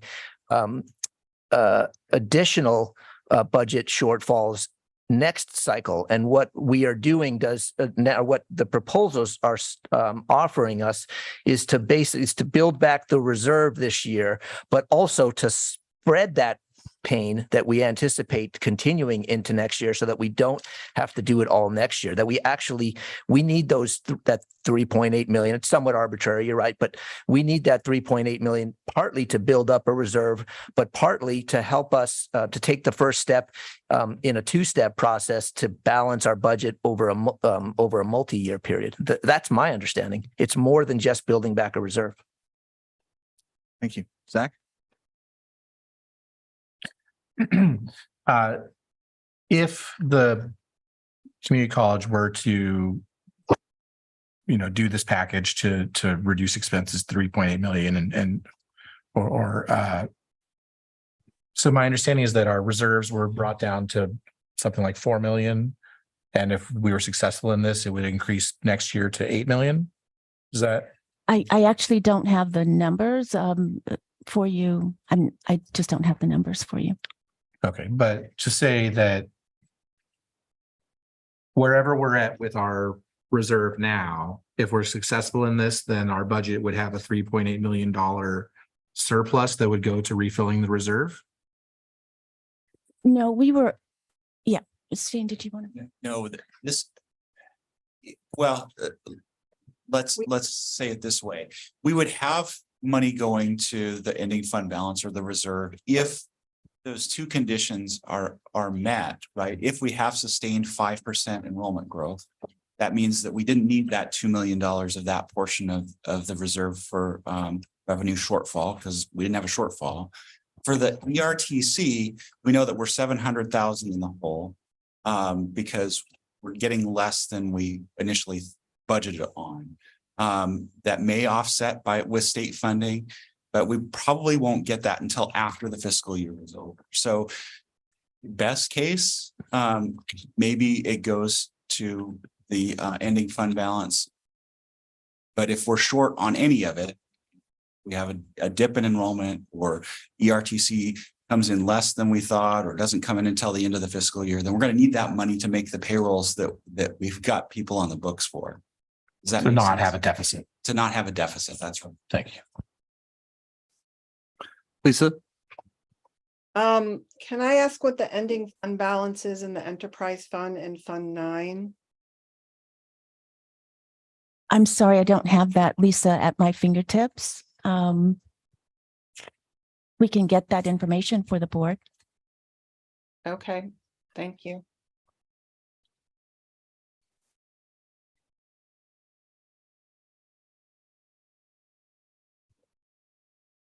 Sorry, you don't need to spend time looking for it. Any other comments, questions?